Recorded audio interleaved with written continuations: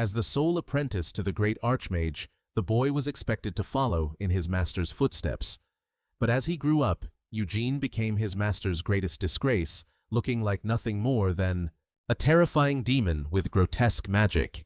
People shriek and scream whenever he smiles, and it's perfectly normal to catch a few copper bullets from the police every now and then. But they don't know that beneath that fearsome exterior, he's an incredibly kind soul who always helps put criminals behind bars pronto. The story begins with famine, war, resource depletion, and climate change pushing humanity to the brink. In the moment of deepest despair, a man with curly black hair appeared and declared, "Don't worry, my brothers. From now on, you won't have to suffer those hardships anymore." With overwhelming magical power, he easily controlled the most powerful leaders, ending decades of hiding to officially step into the light and help the world. A massive flow of magical energy enveloped the conference building, marking the beginning of a new era.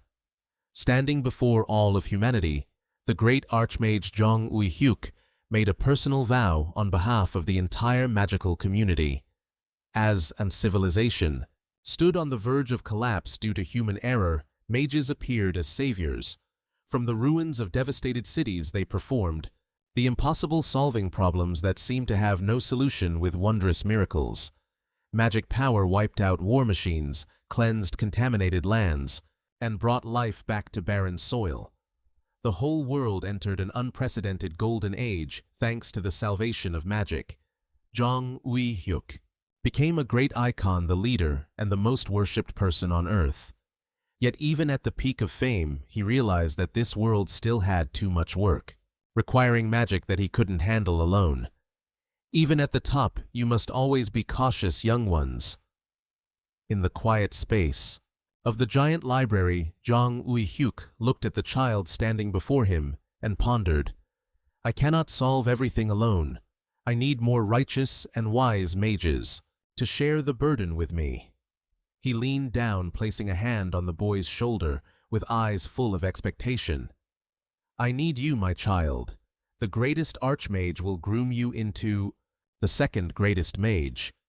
That child was the young Eugene with bright eyes and a radiant smile. He chirped in response, "Yes, master, I promise." 26 years later, in a dark corridor, a man in a suit was trembling in a real-life nightmare. At his feet, a young girl with moss-green hair was crying bitterly. "Master, please, I beg you, save me." She realized in despair that she could no longer feel her legs. "Please, I'm begging you. Something is wrong here. I can't move my legs. Please, master, have mercy on me. I really don't want to die yet." From the shadows, a pale, gnarled hand reached out like a ghost. "Ah!" A piercing scream rang out as that hand grabbed the girl's head. She wept. "No, wait. Please give me a moment, just once, I beg you." But it was too late to save her. Now the man could only stand from afar, helplessly watching the girl being dragged into the deep darkness. He gasped, realizing the terrifying truth about the rumors that had been circulating for so long.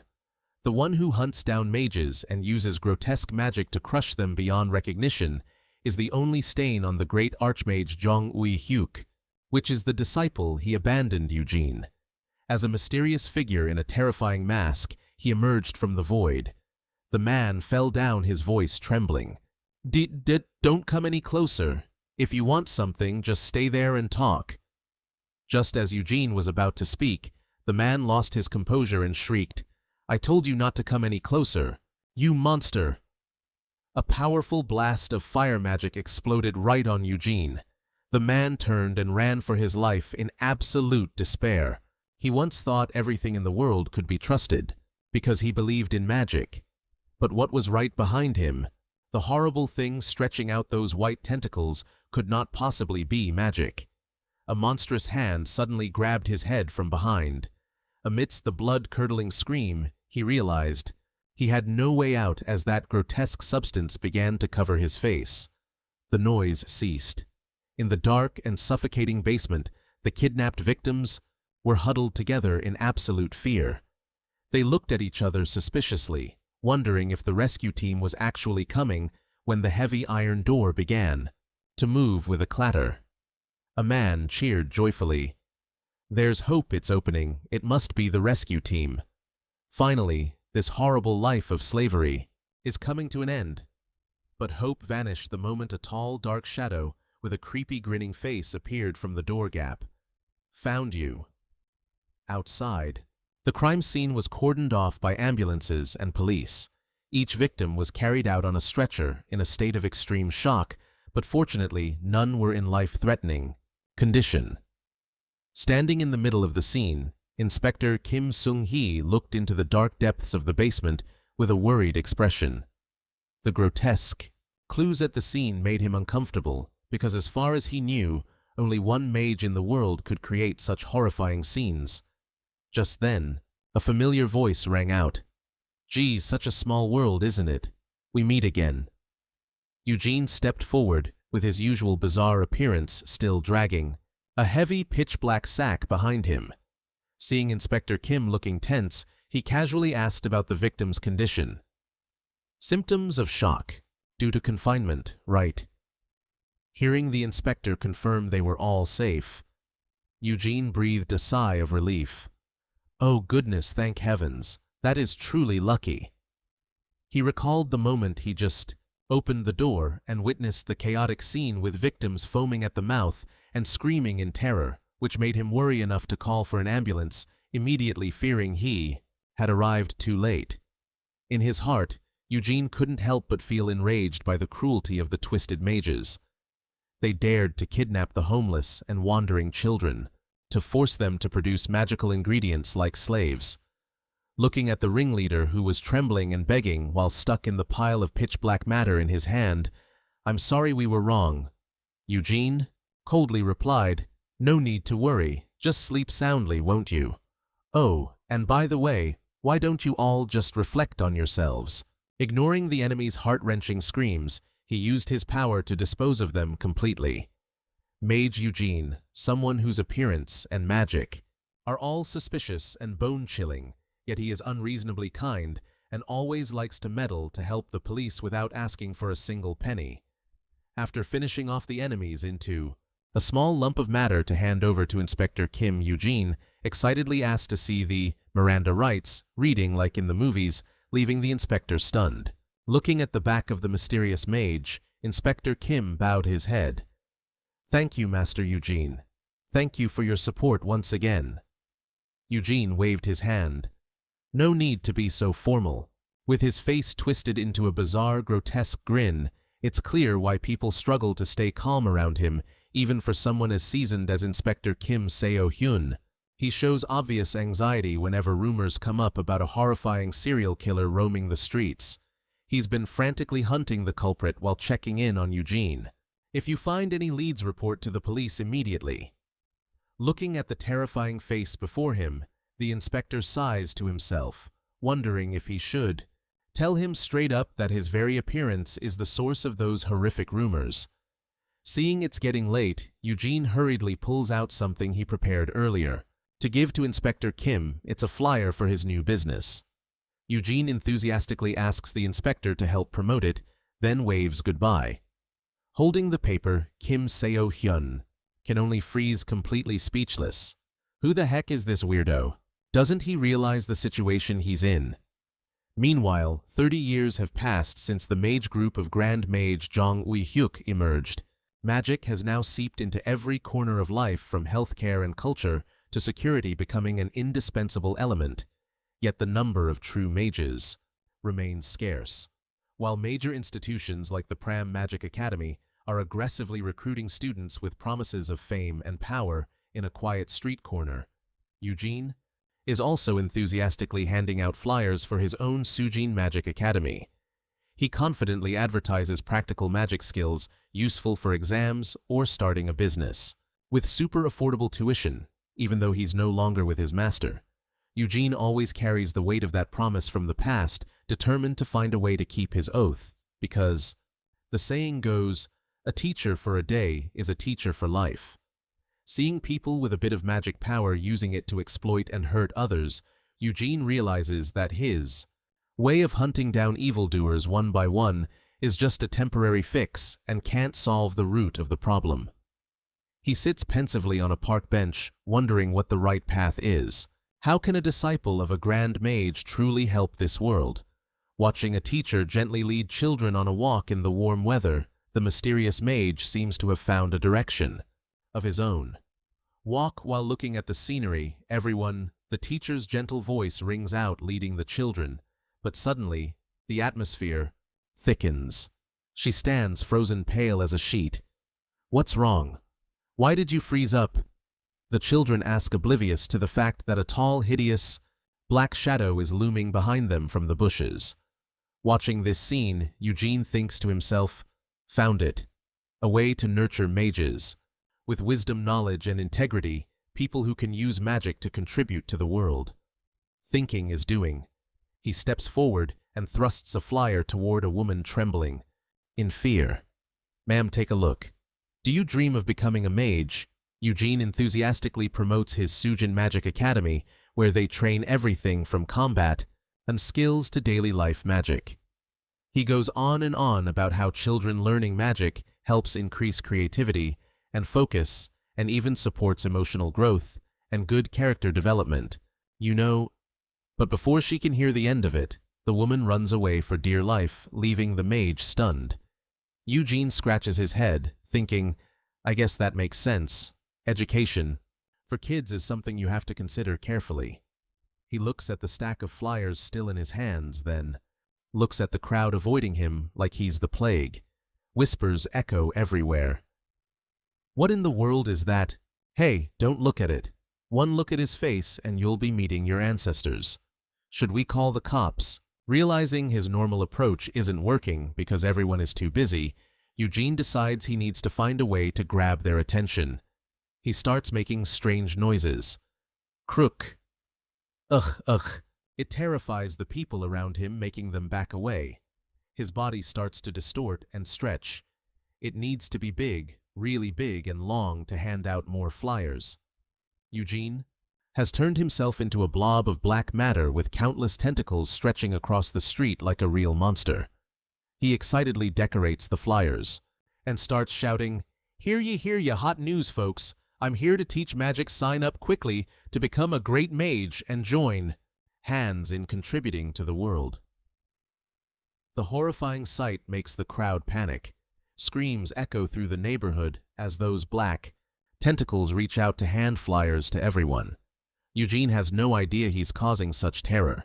He sticks his creepy grinning face right up to a passerby. From hobbies to professional courses, prices are dirt cheap. Why didn't I think of this sooner? Catching eyes entertainment, that's the basics of marketing. Eugene is incredibly pleased with his idea. He remembers a wonderful memory from when he was little, being taken by his master to an amusement park where a tall clown gave him a balloon as a gift. He believes that using magic to create fun, memorable moments for others is also a way to use magic for good. But the reality is the complete opposite. Look, that's him, the serial killer, a cannibal mage, a psychopath. The crowd screams in extreme terror. Just then, an incredibly powerful blast of fire rains down from behind Eugene. A massive explosion occurs, leaving a young man nearby stunned. Oh my God, what just happened? As the dust from the explosion clears, a man with wavy blue hair and a sharp uniform steps out amidst the crowd's cheers. It's Mr. Choi Aesop, the dean of the Pram Academy. Finally, the people breathe a sigh of relief when they see a seasoned mage appear. They believe for sure that the nightmare will be quelled quickly. Choi Aesop thinks smugly to himself, I should have observed a bit more. I didn't expect that, just one. A basic attack would blow the opponent's head off. He's regretting not using a flashier spell to promote his academy when he suddenly stops. Right behind Eugene. Still standing firm like a ghost, a cold voice rings out.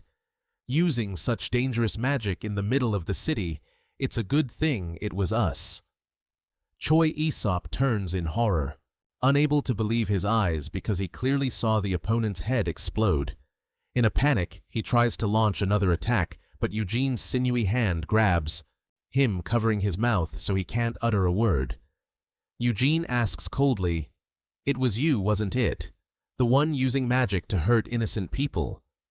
That serial killer, seeing the crowd's reaction as they scatter and the shouts of "serial killer" ring out, Eugene is even more certain that the person trembling in his grip is the target he's been looking for. Eugene's creepy face leans in close to Choi Aesop, his deep dark eyes boring into the old man's soul. If you're not the serial killer who goes around blasting people's heads off with magic, he's furious to see magic being used in such a cruel way. Despite the man's muffled pleas, Eugene uses his strength to pin him down, causing the old man to fade into the pile of black matter. After taking care of the person he believes to be the serial killer, Eugene nonchalantly calls Inspector Kim to handle the scene, then excitedly goes back to handing out flyers. Now let's continue. Eugene's back faded into the distance of the streets, leaving behind a flurry of rumors about his terrifying appearance and whispers that he was the abandoned apprentice of the great Archmage Jong Ui-hyuk. And that right there is Ain, the Archmage's own daughter, who happens to be in the area as well. With overwhelming power, Team Leader Ma'am, look at this. The assistant's shout cut through the tense atmosphere. Amidst the tension following the battle, Ain stood coldly looking down at the groaning enemy under her feet while her colleague frantically held out her phone. "Look at this ugly monster. Do you know who this is? Rumor has it, he's an apprentice of the great Archmage Jong Ui-hyuk, but some nobody is out here claiming such a thing." Everyone was skeptical, but the moment Ain saw the photo on the phone, she froze. Her eyes wavered as she muttered the name Yuzin. Noticing her team leader's strange reaction, her colleague asked anxiously, "Wait, team leader, don't tell me you're angry at me." Before the words even left her mouth, a sharp crunch echoed out. Ain had crushed the phone to bits with terrifying strength, leaving the group to wail in despair. "My phone I spent so much on that." Ignoring the commotion, Ain's mind was flooded with memories from over a decade ago, images of her father and that apprentice from long ago. They appeared clearly in her mind. That face, she could never forget it. Finally, the chance to prove herself before her father had arrived. She walked off, her heart set with iron determination. Ain told herself she had to prove to the world that she, Jong Ain, was the top disciple, and Eugene would be the living proof of that. To make that happen. Meanwhile, at the explosion site, Eugene was frantically apologizing after realizing he'd attacked the wrong person. "I'm sorry for the misunderstanding. I didn't think you were the dean of the academy." Dean Choi Isok, now trembling, just wanted this bizarre mage to vanish from his sight. "That's enough. Just get lost. Please just go. I need to rest. Just leave already." Eugene remained casual, grumbling, "If you were annoyed because I was handing out flyers at the gate, you didn't have to blast me with magic. You could have just said something." Inspector Kim quickly intervened, advising Eugene to focus on his own academy instead of hunting down murderers. "The murderer business, leave that to us police. You should really focus on opening your academy." Hearing this, Eugene waved goodbye cheerfully. "Hey, I get it now. I'll go back to handing out flyers then." Watching his back, this overly enthusiastic mage, the officers could only sigh exhausted as if they were babysitting a child. Still, Eugene was lost in the excitement of being called teacher. "Teacher Eugene, that sounds pretty nice. I have to quickly attract some students and open the academy properly." He strode toward the elementary school gate full of energy, leaving behind the terrified gazes of those who witnessed it. Ain recalled her childhood. Little Ain shouted with excitement as a brilliant magic circle appeared between her hands. She ran to show her father. "Father, look at this. I have magic too." Jong Ui-hyuk looked at his young daughter with a gaze that was both affectionate and stern. I see. You're my daughter. Of course you can do it." He placed his hand on her head, slowly teaching her an important lesson. "Always remember this, Ain. Being special isn't something to be satisfied with just because you have it. It only truly shines when you do things worthy of that uniqueness." He emphasized that she had to become someone talented to be deserving of the gift he had bestowed upon her. Ain beamed with pride, replying, "Oh, come on, whose daughter am I? I'll definitely become a great archmage just like you." In that moment of pure joy, the innocent girl asked about an old acquaintance. "Oh, and where did Uncle Eugene go? I want to hurry and show him too." At the mention of that name, the archmage's face suddenly darkened. His eyes hid behind a mysterious shadow, making the atmosphere heavy. Back in the present, looking at what Eugene was doing, Ain could only sigh in disgust. He really is as crazy as ever. At the Pram Academy office, Dean Choi Isok was still in shock after the encounter. He held an ice pack to his head and muttered about the freakish power he had just experienced. Not to mention the bizarre magic that turned people into a blob of sludge. I don't even know if that was even real magic. He shuddered, remembering Eugene's face, which sent shivers down his spine, a face that didn't look human at all. It lingered in his mind. He doubted whether a monster like that could truly be the Archmage's student, or just an orphan taken in out of pity. To save face and wash away this disgrace, Choi Isok gathered his best students from the combat department. He confidently proposed a collaboration with Ain's group. No matter what kind of freakish magic he uses, if we both work together, then...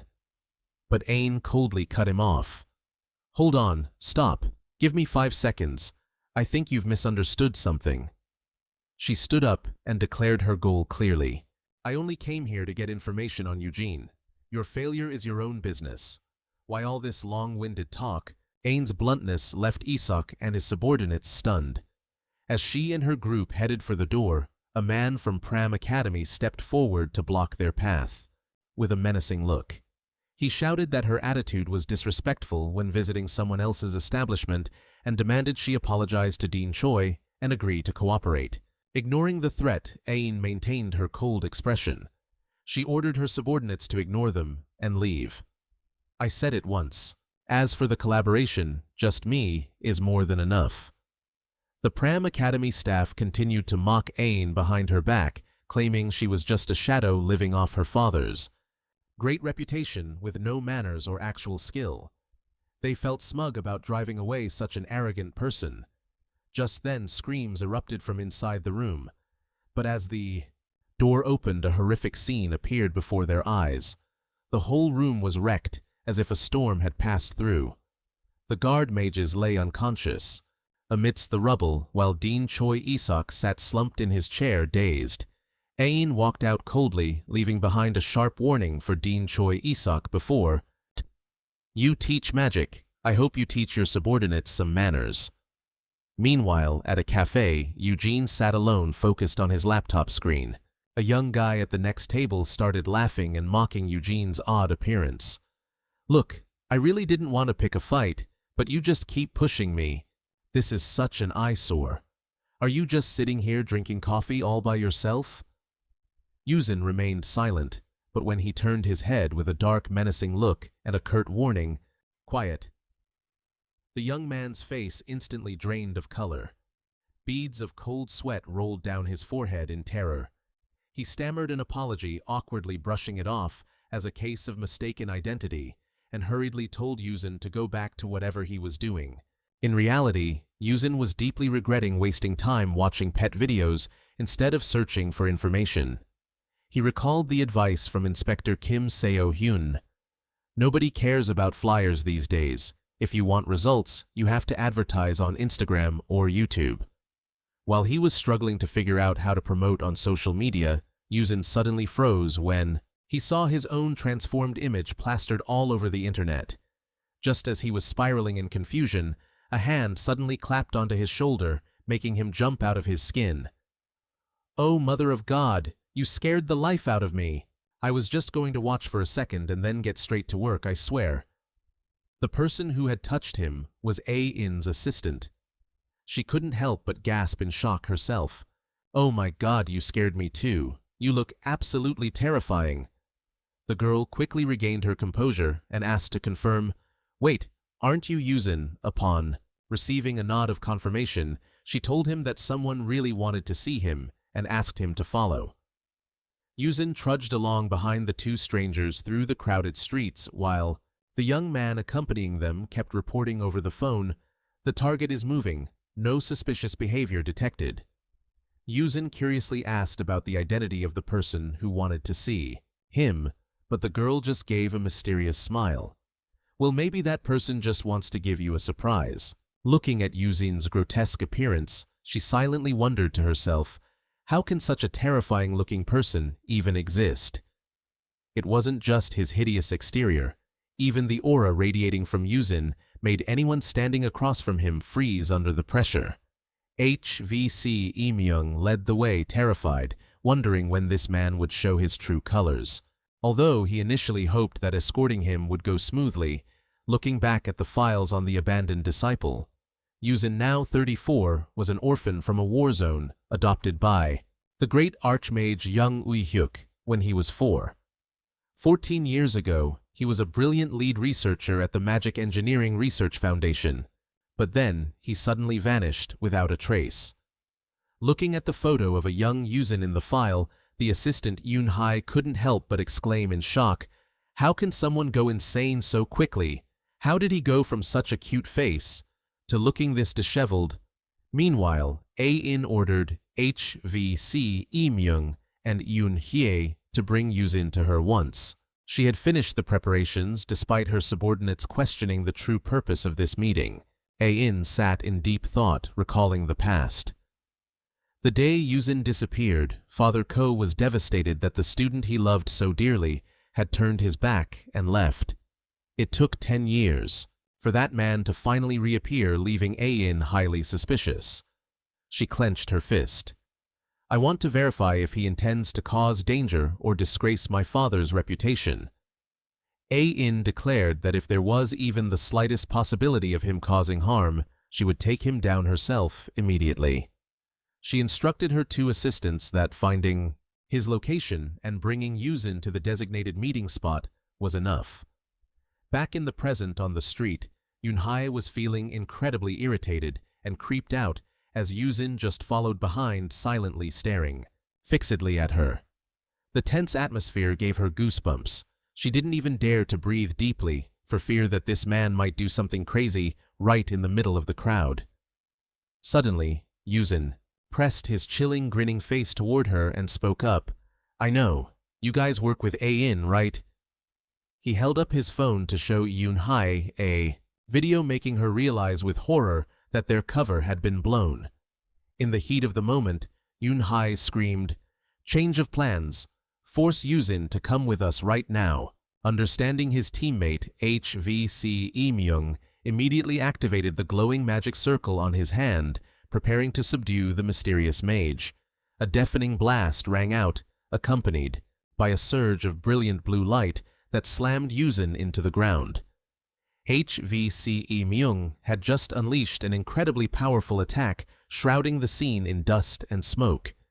Seeing Yuzin lying motionless among the wreckage, his body partially frozen, Yoon Hai panicked. "Oh no, we're in big trouble now." She was worried because the captain's original plan was just to bring him in, but now things seemed to have gone too far. Looking at the mangled corpse, Yoon Hai asked, "But he's not dead yet, right?"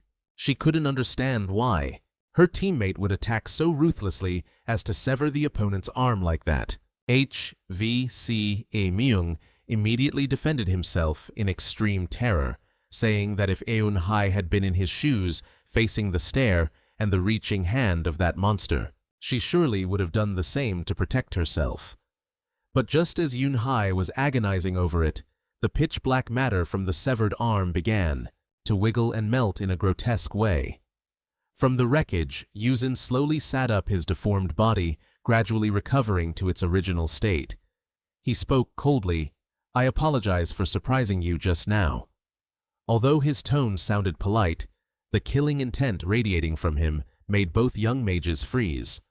Yuzin continued to chide them, "But no matter how angry you are, I think you're being a bit too aggressive." Seeing the arm growing back from the black tentacles, Yoon Hae and HVC Imyung realized they were facing something far beyond their comprehension. When assigning the task to her subordinates, A-in had received expressions of concern regarding Yuzin's power. Yunhai wondered if their level was enough to deal with someone who used to be the great archmage's disciple, especially since there were rumors he had killed many other mages. However, A-in remained extremely confident, arguing that no matter how brilliant his abilities were, Yuzin was just a former researcher, nothing more. She trusted her team's abilities absolutely, because they were all exceptional individuals. A-in asserted that HVC Myung was an A-class bodyguard with experience protecting countless high-profile figures from assassination attempts, and Jun Hyun was a veteran mercenary who had single-handedly fought off 100 terrorist mages. She believed that the director Choi Isok only knew how to show off, which was why he failed, but against the two of them, Yuzin was no match. A-in warned her subordinates that if any problems arose, they should try to minimize the damage and contact her immediately. The harsh reality is that things don't always go as planned. The reality before her was beyond her calculations. A piercing scream tore through the air. A-in was stunned when she witnessed the scene before her. Yuzin had fully recovered and was lunging to attack like a frantic monster. He grabbed Yunhee's head tightly, despite her tragic wailing pleas. She has absolute faith in her team's abilities because they are all exceptional individuals. A-in insists that Mi-rung is an A-list bodyguard with experience in protecting countless high-profile figures from assassination attempts, while Jun Hyun is a veteran mercenary who once took on 100 terrorist mages single-handedly. She believes Principal Choi Isok is all flash and no substance, which is why he failed, but with those two Eugene is no match for them. A-in instructs her subordinates to minimize damage if any issues arise and to contact her immediately. The harsh reality is that things don't always go your way. The current reality is completely beyond her expectations. A piercing scream tears through the air. A-in is stunned as she witnesses the scene before her. Eugene has fully recovered and is charging in like a crazed monster. He grabs Yunhai by the head, ignoring her pitiful screams. Disgusted and terrified by the sight of Eugene's gruesome mask pressed against Yunhai, A-in felt paralyzed as she watched her peer hanging by a thread. A-in's hair was whipped back by a blast of blue magic. Seeing her two teammates in such a pathetic state, she couldn't help but frown and demand to know the situation, while Yunhai, panting for air, frantically warned her.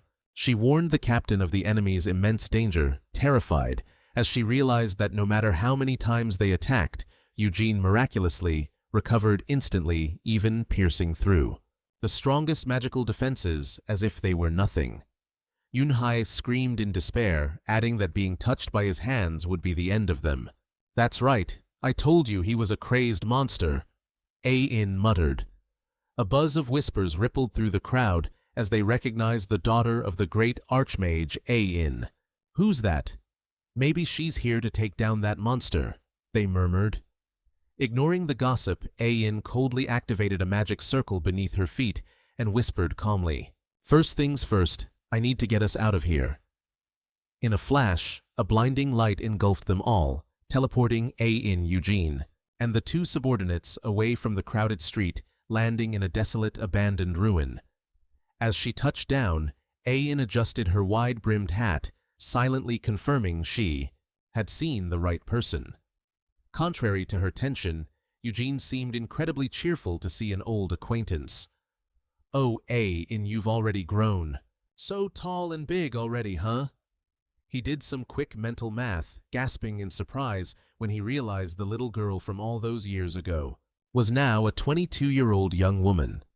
Eugene raised his hands in a friendly gesture. "It's Uncle Eugene, do you remember me?" His eyes lingered on the hat she wore, his voice filled with pride. "That hat, your father passed it on to you, didn't he? You finally became a mage." But in response to that warmth, A-in's eyes turned cold and sharp. "Then why did the person I sent end up in such a state?" Eugene scratched his head, trying to explain the situation with Yunhai and the others. Hey, it's really nothing. It's just that when we first met, I might have been a little too rough. He explained that because they were acting hostile and unleashed intense lethal magic attacks, he was forced to temporarily bind them to protect the bystanders, before they could calm down. In coldly interrupted, I don't need you to give me the details. She touched the gem on her chest, and magical energy began to leak out. In admitted she had been wondering what reason she could find to engage in battle, but for someone as problematic as Eugene, she decided she didn't need to look for any more excuses. Seeing her two subordinates trembling and weeping in pain, Ain's anger reached its peak. She roared, "How dare you bully my precious subordinates? To this extent, how dare you use the name of my father's student to pull off this farce? That's truly unforgivable." While Eugene was still confused, not understanding what was happening, Ain began casting a series of high-level spells. Multiple magic circles of various colors appeared around her arms. Level 2, Magic Cleansing, Wind, Cold Steel, Skin Cloak of Vengeance, Exoskeleton, Auxiliary, Magic Hand. She declared this was proof that she was fully worthy of replacing the one who betrayed her father to stay by his side. The battle exploded as Ain lunged in with blistering speed. Powerful spells were launched continuously, carrying intense blue energy that slammed into Eugene. She moved swiftly through the ruins, unleashing devastating attacks that made the ground shake. As she attacked, Ain growled a warning with a harsh tone. "And don't you dare act all familiar and talk down to me. In any other place we wouldn't be able to let this slide. This is an insult to the dean and the entire academy." Outraged screams echoed through the devastated Bram Academy office. The injured personnel, some on crutches, some collapsed on the floor, couldn't hide their fury. "I don't care if she's the great Archmage's daughter. We must teach that arrogant girl a lesson." However, the dean with wavy blue hair pensively stopped them. "I know you're angry, but drop that thought immediately. That is the daughter of the great Archmage, the greatest mage in the world. Do you think she only inherited his wealth?" In the dean's mind, terrifying memories of Ain began to surface. "Back then, I happened to be on a joint campaign with her to eliminate a criminal mage organization. That was the first time in my life I felt small and insignificant." He recalled the image of the young girl standing in the middle of a blazing battlefield, where her magic radiated pressure so overwhelming that no one dared to get close. "I felt a difference so vast it was hard to believe we were both mages, to the point where I had to stay silent even after being looked down upon. Like that." Ain's power in the eyes of her old colleagues was nothing less than an unstoppable natural disaster.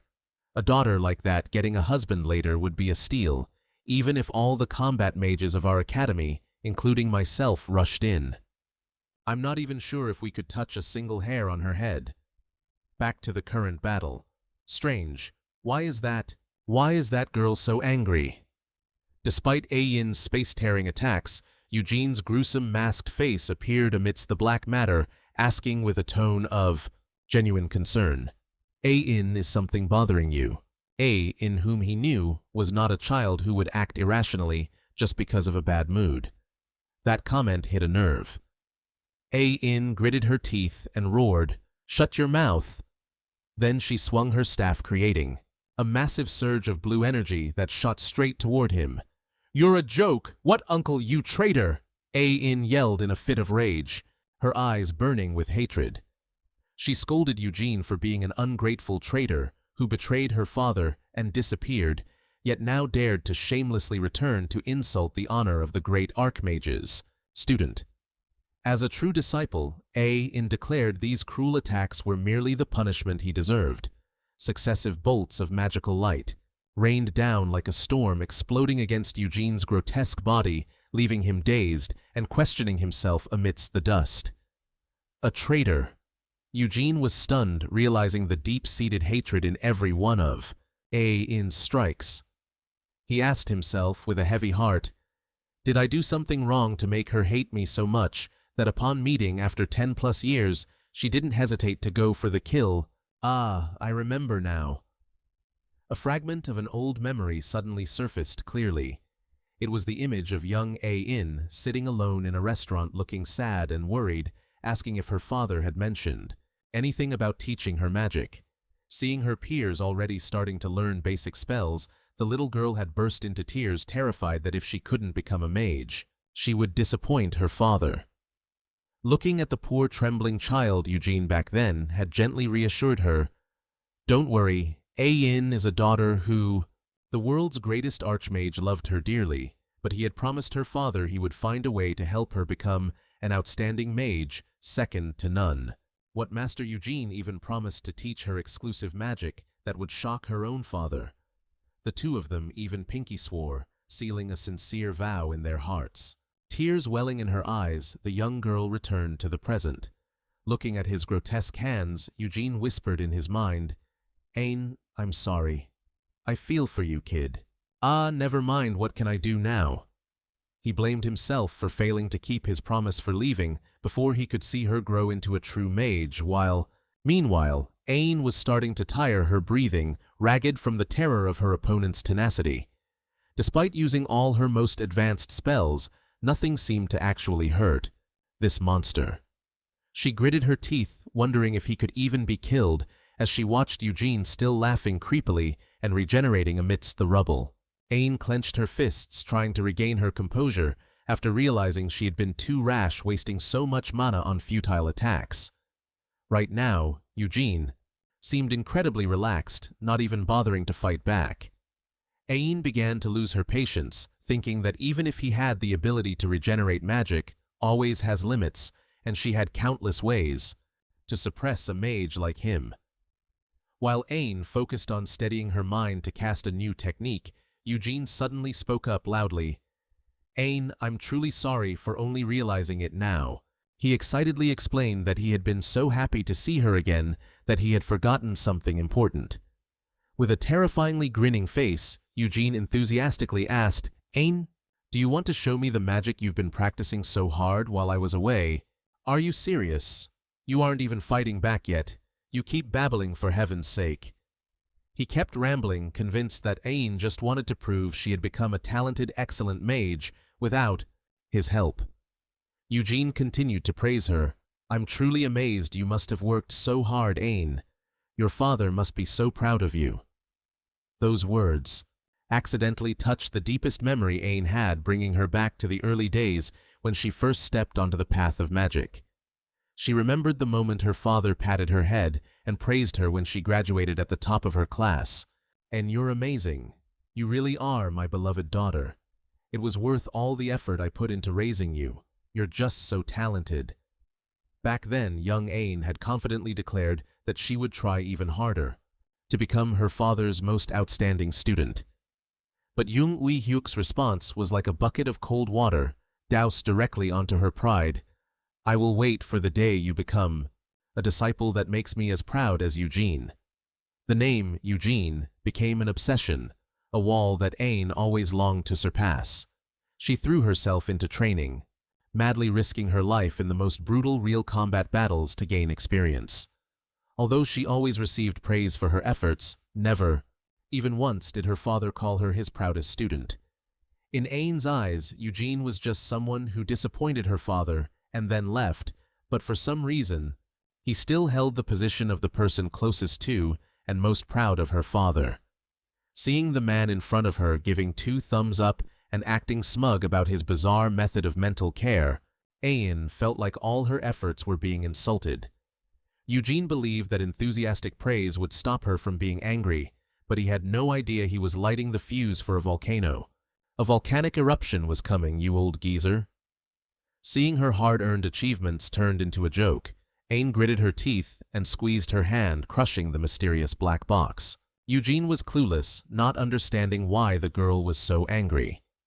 Ain popped the pills into her mouth and poured all her mana into casting a destructive attack. "Fine, if you want to pay attention to me so much, then look at this."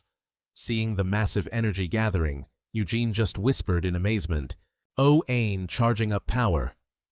A fiery magic circle appeared as if to incinerate everything. Do you want to try using that prideful regeneration magic of yours to block this hit?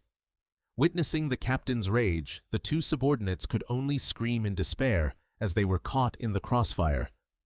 Captain, calm down. If you use that kind of magic, we'll die too. Contrary to the panic around them, Eugene looked at her with eyes full of pride. Oh my God, finally the kid has done it. She's finally reached the 3rd level, the highest level of magic. He was moved thinking of the intense training the girl must have gone through to master it to this degree. Instead of dodging, Eugene wanted to support her with all the respect he had for those efforts so she could reap even greater results. Just as Ain prepared to launch her ultimate 3rd level spell, the Eye of Destruction. Eugene suddenly spoke up, Hey, listen, Ain, I have to tell you something. He realized what she needed right now wasn't praise, but specific guidance to advance further. Despite the attack ready to explode, Eugene calmly pointed out, that manual control circuit for the 3rd level spell you're about to use, if you just adjust the energy distribution ratio a bit, the efficiency will increase significantly. The circuit structure doesn't need to be this complicated. He easily neutralized her attack. Seeing Eugene giving a lecture right in the middle of a battle the two assistants could only freeze. What the hell is this? A joke? I don't know if I should be happy I'm alive or consider it the end of the world. Eugene kept rambling on about displacement techniques and timing, for planting her feet, leaving Ain standing silently in utter shock. Ain shouted in fury, Why are you always like this? Can't you ever fix that personality of yours? She couldn't stand his habit of pointing out every tiny flaw the moment he found one, never caring about the time or the situation. While he was still blankly wondering what he did wrong, Ain screamed, bringing up an old story. On her father's birthday, instead of praising the cake she had made with her own hands, Eugene had casually remarked, The cake is burnt, and you used the wrong type of flour, making her incredibly ashamed in front of her father. The madness exploded. Ain scolded the senior, calling him someone who lacks tact, only knowing how to interfere in other people's private business and being self-absorbed. I'm about to go crazy because of you. You jerk! After the barrage of insults, Ain panted, exhausted, making her assistant Yoon Hai surprised because it turned out the young lady also knew how to curse. Eugene still stood still like a statue with his creepy smiling mask, then suddenly shouted, Oh, that's right, I'll remove that curse.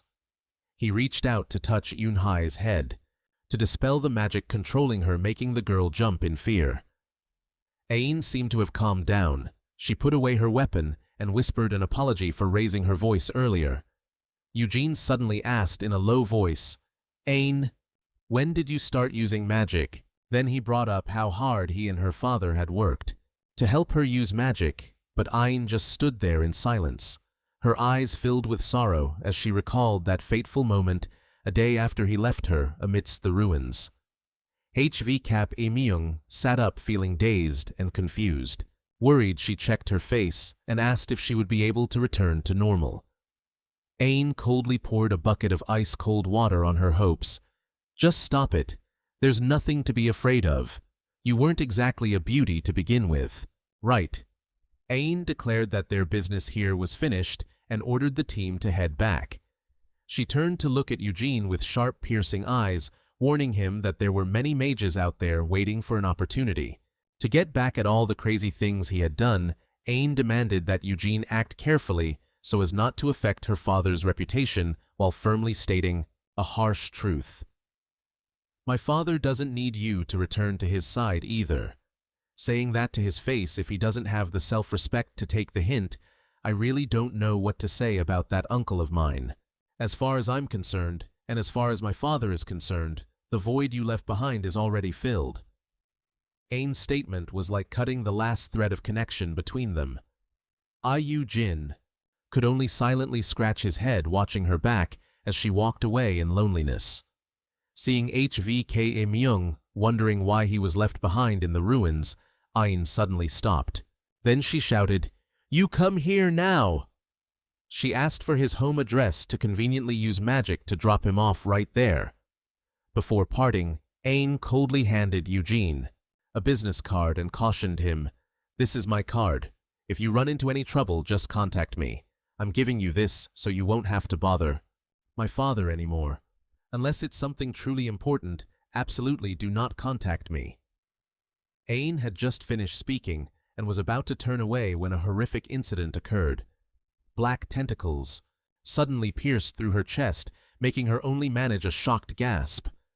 The two assistants standing nearby could only scream in terror. What is that, Captain?" A ruthless hand reached deep into her chest, pulling out a glowing material. Gemstones amidst the dark red blood. Amidst Ain's heart-wrenching scream, Eugene stood frozen. His mind felt like it was exploding in the face of this cruel reality. Wait, no way! If that's the case, it's completely absurd. He had always hoped the truth wasn't that terrible. He had tried to find every reason to excuse what was happening. He had tried to understand, thinking that person must have had his own reasons. But now, all his faith had completely collapsed. "I promised myself I would keep believing." Eugene choked up as the image of his respected master returned. His hand was tightly clutching the glowing heart so cruelly. Looking at the bizarre material now resting in his hand, Eugene gasped in pain. "Master, how could you take away my fragile, vulnerable heart so easily? Can you—" Standing before Ain's fading body, he roared in extreme fury as he realized the truth about the Archmage's crimes. "I cannot accept this, Dung Ui Hao." The furious roar that tore through space came from Old Man Frederick. He gritted his teeth and questioned, "Archmage, what do you think you're doing teaching for precious magic to those inferior humans?" Facing that rage, Dung Ui Hao remained indifferent, his other hand still holding the young Eugene. "My ears are going to ring, just calm down. We can talk about this." Frederick pointed at the ruined debris, shouting that those foolish people had brought this destruction upon themselves because they couldn't master basic knowledge. So, why should the mage world end its seclusion for them? Old Man Frederick reminded him of the promise from years ago that mages would lead humanity. That was the reason he joined this plan, not to give power to those who are not qualified. Dung Ui Hao sighed, looking at him with pitying eyes. "You two old fools, mages are human too." He explained that living in seclusion for so many centuries had made magic unable to evolve, and making it public wasn't just simple salvation. It was the path to symbiosis between the two worlds. Symbiosis. Frederick laughed mockingly. He waved his hand, creating a massive wave of fire magic that incinerated an entire town, asserting that if those weak lives could be snuffed out at any moment, how could they stand as equals? Dung Ui Hao didn't argue. He coldly told Frederick to just be quiet and watch the times change. He looked down at Eugene, asserting that perhaps among those weaklings he despised a mage would emerge one so terrifying that even someone as strong as him would just be a laughing stock. But before that happens, Dung Ui Hao didn't forget to intimidate the man opposite him. He exuded overwhelming pressure.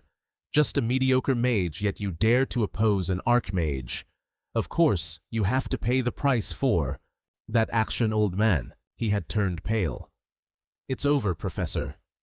Returning to the present in the quiet space, Ain slowly regained consciousness. Her blue eyes opened hazily. Ain startled awake, the words still hanging on her lips, as she realized she was lying in a strange room. Her two assistants, Yunhai and HV Cap Imyung, stood nearby, breathing a sigh of relief. "Thank God, thank goodness you finally decided to wake up." Ain looked around, bewildered. The memory of the moment her chest was pierced was still vivid. "Where am I?" Immediately, the creepily smiling face of Yu Jin leaned in close. "Ain, are you okay?" She jumped, backing away in horror. Eugene nonchalantly introduced, "This is my academy." He excitedly bragged that he was busy preparing for the grand opening, from finishing the interior and recruiting students to trying out advertising on social media. Ain clutched her chest. The painful feeling from before had disappeared strangely. My heart doesn't feel like there's any problem. Could it be that he used some bizarre magic to pull it out and then put it back in? Suspicion turned to anger. Ain snapped, "You two are really too much. How can you talk so nonchalantly when you were the one who snatched my little heart away? Huh?" Yunhai frantically waved her hands in denial. "No, no! Why would you say that?" Eugene cut in with a solemn voice confirming that he knew everything. HVCE Myung explained that the real issue was related to the captain's heart. Ain was shocked. What? Eugene explained that he only passed through her body to verify her actual condition inside. It turned out that because today, Ain had used too much magic, and combined with the fact that her heart was already overworked and suffered a major shock, it led to such a critical condition. He had tried his best to save her from the grasp of death. HV Cap I Myung recounted that after seeing the captain faint, Eugene was extremely terrified and had carried her here himself. Because the heart condition was top-secret information, they couldn't take her to a public hospital.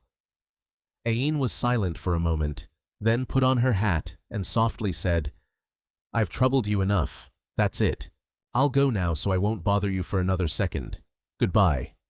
She and her two assistants bowed to leave, but just as she reached the door, Eugene called out, "Ain, I have something to tell you, something very important." His eyes became unusually serious behind the deep black depths. Ain ordered HVK Myung and Yoon Hye to, leaving the others behind to have a private conversation.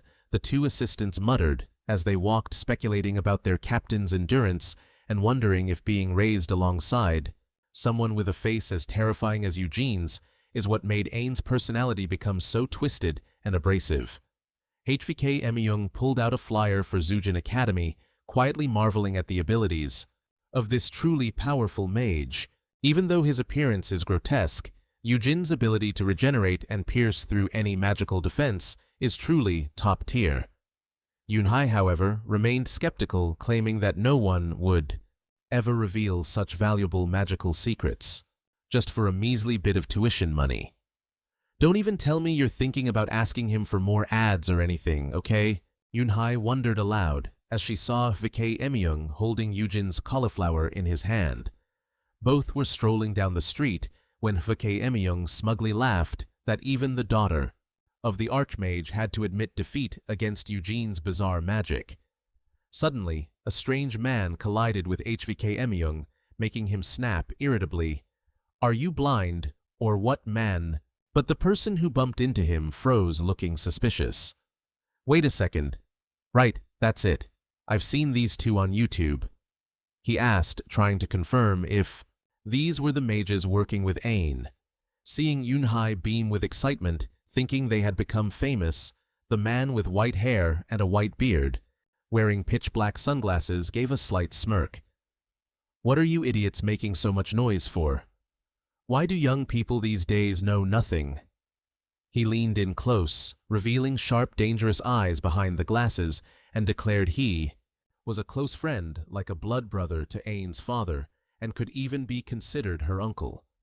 Meanwhile, in the academy office, Ain was facing Eugene with a look of utter exhaustion.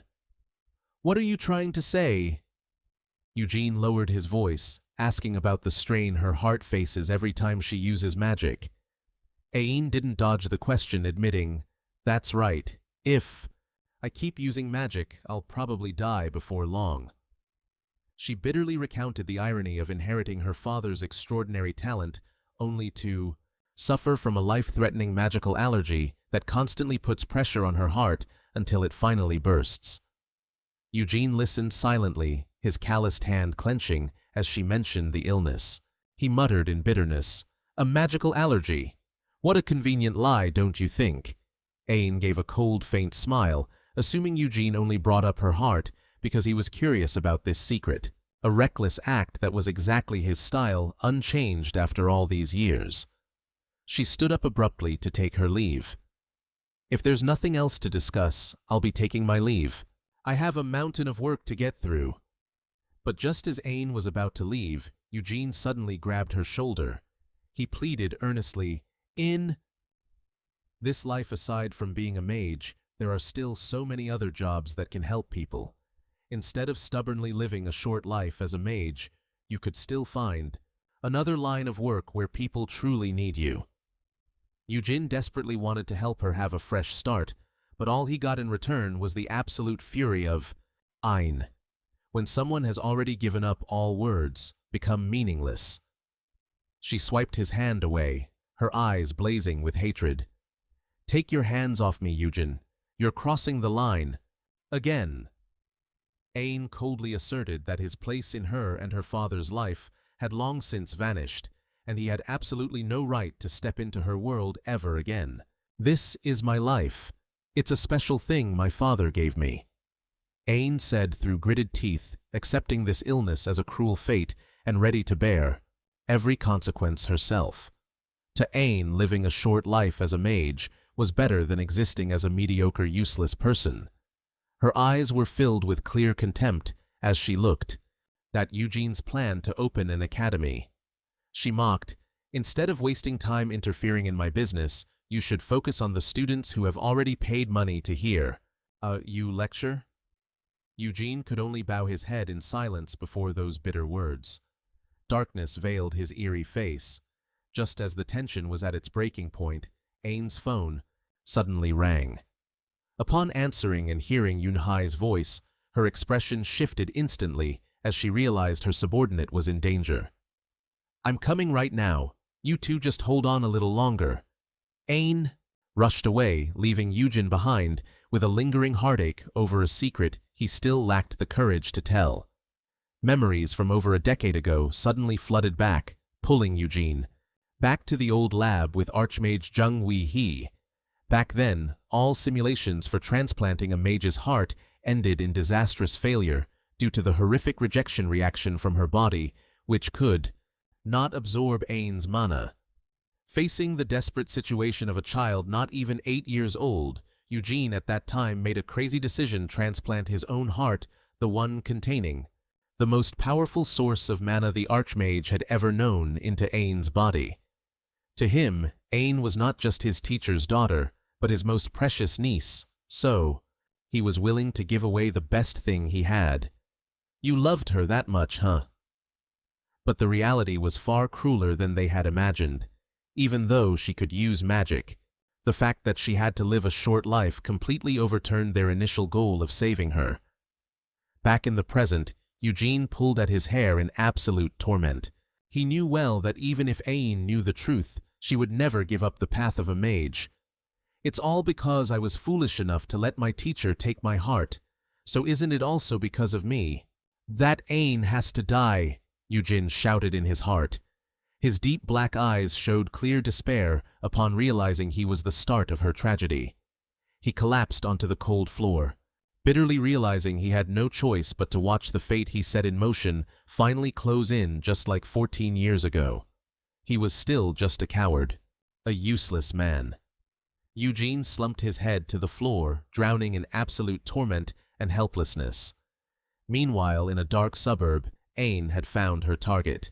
She coldly observed the figure standing in the shadows, thinking to herself that aside from the color of his hair and eyes, he had nothing in common with her father.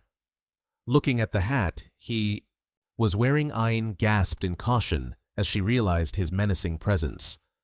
The appearance of this person reminded her of horrific memories from the past. Just by coming face to face, Ain could feel a terrifying pressure radiating from the opponent, proof of an undeniable true power. The person standing there was Frederick Gamora, the once capable right-hand man of her father, a traitor who was once ready to level cities to oppose the Archmage. He casually took a swig of water with a face full of the arrogance of a combat mage dubbed the strongest alive. Frederick coldly struck down Emyung, then turned to mock Ain for keeping such weak people by her side, saying that using them as errand boys was just embarrassing. Shvike Emyung and Yunhee could only whisper in pain, urging their captain to run away and not let the Archmage come here. Yuni choked back tears, apologizing for calling her to save them in a panic, which made the situation worse. Ain looked at her two loyal teammates. "Don't worry, Dao, my friends. I'll teleport the two of you to the hospital right now. Thank you so much for everything these past few years." To the stunned silence of her subordinates, she activated the magic circle. To get them out of the danger zone, Frederick lunged in, attacking with a blazing surge of energy. He roared, calling Ain insane for daring to confront him head-on. After clearing away the obstacles, his true intent became clear. He wanted to find his old friend, Rung Wei Hu Uk, after 30 years apart. With a wicked smile, Frederick began to build up his magic. It glowed red in his hands as he declared that visiting an old friend without bringing a gift was just not right. "Aha, finally found you." Frederick casually stated that he at least needed to take the Archmage's daughter's hat to make this reunion after 30 years more dramatic. Yet Ain showed no fear. She coldly replied that someone who called themselves an old friend but didn't even know her father's interests and was a traitorous student at that deserved to be kicked straight out the gate. She activated a surge of azure magic from her staff, decisively declaring that today he wouldn't be able to meet her father. Deep down, Ain had made up her mind. This was her chance to sacrifice herself gloriously. Boiling water. "Bring the boiling water, hurry. Move your hands and feet." A shrill scream tore through the tense hospital atmosphere. Everyone rushed over when they saw a patient who had just been brought in by teleportation magic in extremely critical condition. What's going on?" Voices asked frantically amidst the chaotic scene. "The patient needs emergency care." "They arrived by teleportation," a medic shouted. "They collapsed on the floor, their body riddled with holes like a honeycomb." The doctor ordered an emergency. "Too much blood loss. Get them into the resuscitation room now." Meanwhile, at the office, a young girl was trying to dispel the gloomy atmosphere with a plan in her hand. "So, I asked the PR department, and they said they'd prepare a simple summary, including the promotional plan for social media. Then she sent it over to me." She excitedly boasted about her luck in being the one to suggest this idea, but looking at Eugene sitting there dejected and radiating dark energy, she could only shudder. "Oh my God, this is really beyond my tolerance level. Usually you're already gloomy enough, but today you look so depressed, it's not even worth talking about." Eugene remained silent to a frightening degree. The girl hesitantly asked, "What on earth is making you so sad?" Mr. Eugene?" Eugene slowly lifted his head, his voice filled with self-deprecation. "Ah, yes, I'm sorry for letting down your concern, but I'm thinking of stopping the academy project and finding another job." Faced with the girl's shock, he bitterly explained, "There was a girl who tried so hard that she hurt herself to follow her dreams. I didn't just fail to support her dream, I even pushed her to give it up. It seems she's been deeply hurt emotionally."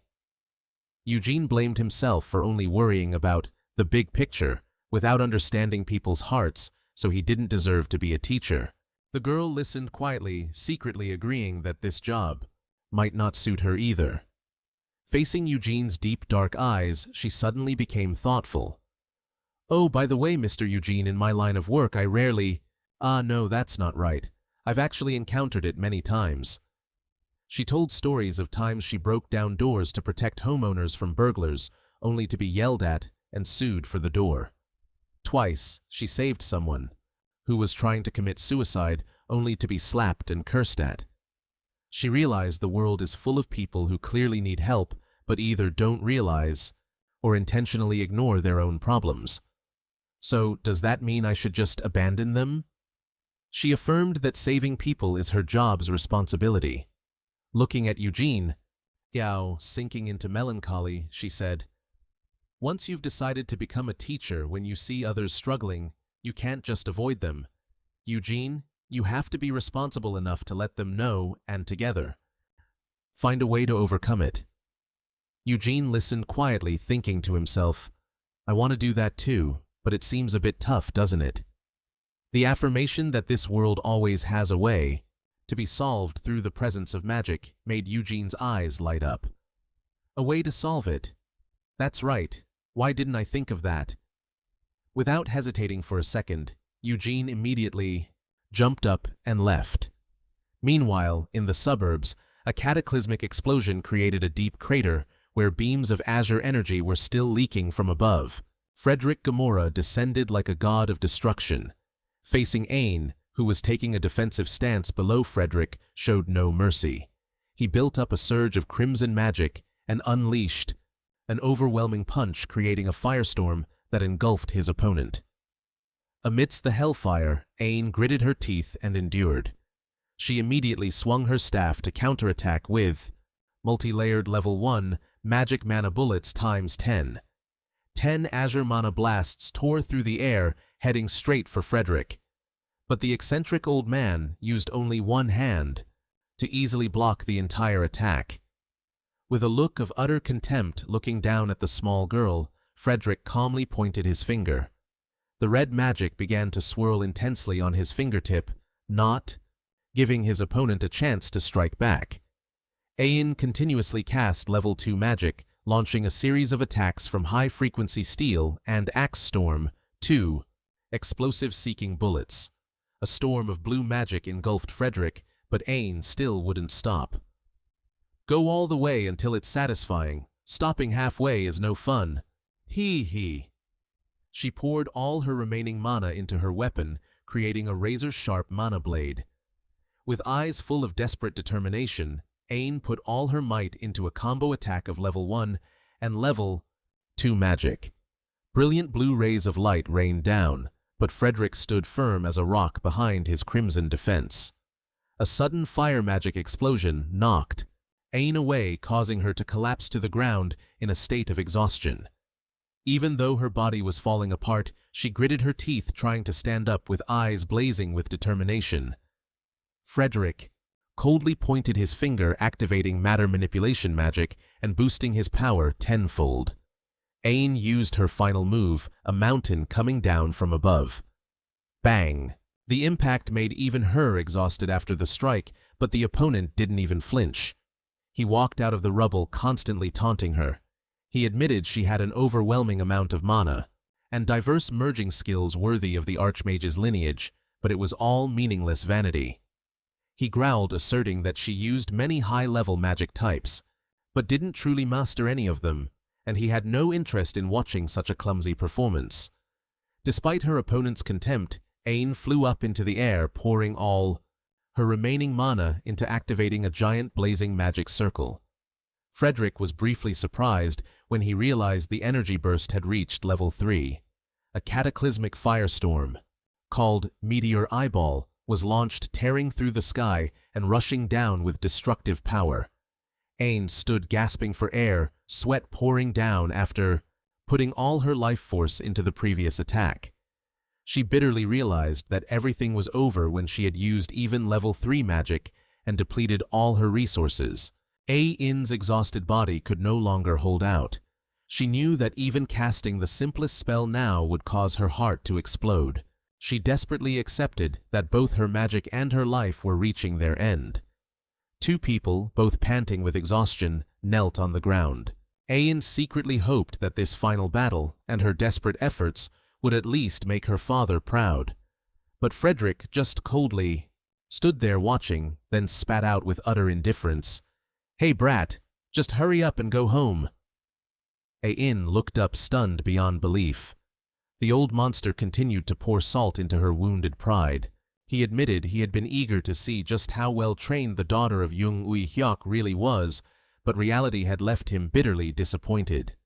Frederick mocked her, saying what Ain just displayed was merely crude magic, exaggerated with cheap, flashy firepower. He even looked down on the Tier 3 spell that she had painstakingly prepared, calling it a pathetic, messy patchwork. With eyes full of contempt behind his sunglasses, he declared he had no words left to describe the incompetence of someone sharing blood with the great Archmage. Frederick cruelly added that he felt sorry for Jung Ui-hyuk, and that killing a failure like her was no different from helping him clean up a piece of trash he didn't know how to deal with. "Ice, you old man! What the hell is that guy talking about? It's making my head spin. A.in hissed in rage. Frederick kept picking at his ear nonchalantly, insisting he'd rather let her live than do any favors for an old friend. He lost all interest when he realized her level was no better than the lackeys used as bait. Frederick turned to walk away, leaving behind a humiliating dismissal. Go home and sleep. Hey, you. Where do you think you're going? Don't run off. Let's fight to the end. A.in screamed in despair. She couldn't accept being left behind like she was harmless. She shouted, reminding him of his earlier threat to bring her head to her father. In frantically insisted she hadn't shown all her cards yet because she understood that if she just survived and went back, her life would be nothing but a string of miserable days, unable to use magic ever again. She roared, demanding he return to finish the fight. Frederick began to lose patience with the brat's pestering. He growled with murderous intent. Enough with the whining, I spared your life, but if you're so desperate to die, then get ready to die. A glowing red lethal stream of magical energy began to accumulate right in front of his chest, ready to put an end to A.in's life. But in that suffocating moment, a familiar black shadow suddenly appeared, closing in on Eugene with a terrifying, creepy grin. He spoke casually, "In, are you here?" The sudden appearance of the mysterious mage left both Frederick and A.in frozen in shock. A.in looked at the man in front of her, trembling as she stammered, Uncle Eugene. Yeah, Fred, huh? I know that old geezer all right." Looking back a moment earlier, Eugene had spoken in a low voice, in response to the voice on the other end. When asked for the specific location, he quickly confirmed, "You said, where?" As soon as he got the information, Eugene's eyes lit up. Oh, I know where that is." He firmly reassured the other person, "Don't you worry, I'm heading there right now. A.in will be just fine." Eugene immediately called Inspector Kim to apologize. "Inspector Kim, I'm sorry, but I have to go deal with an extremely urgent matter."